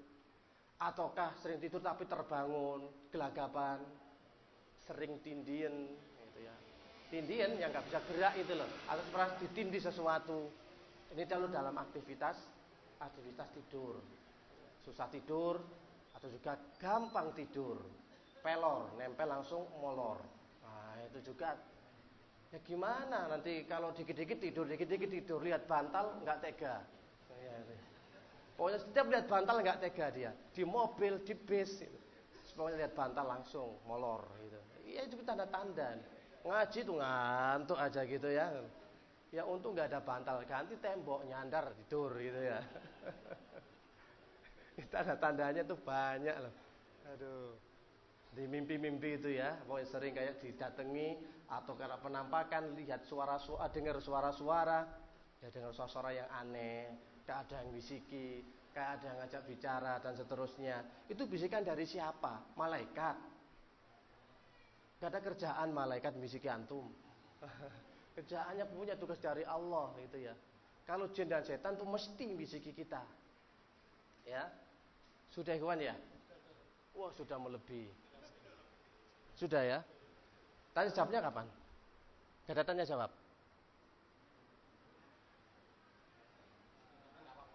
Gak apa-apa ya?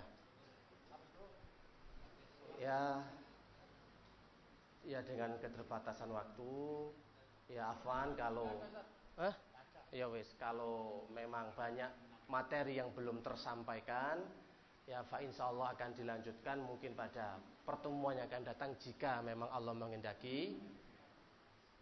Apa Mas? Sudah Mas? Ya udah wis. Semoga bermanfaat. Subhanakallahumma wa bihamdika asyhadu an la ilaha illa anta astaghfiruka wa atubu ilaik. Wassalamualaikum warahmatullahi wabarakatuh.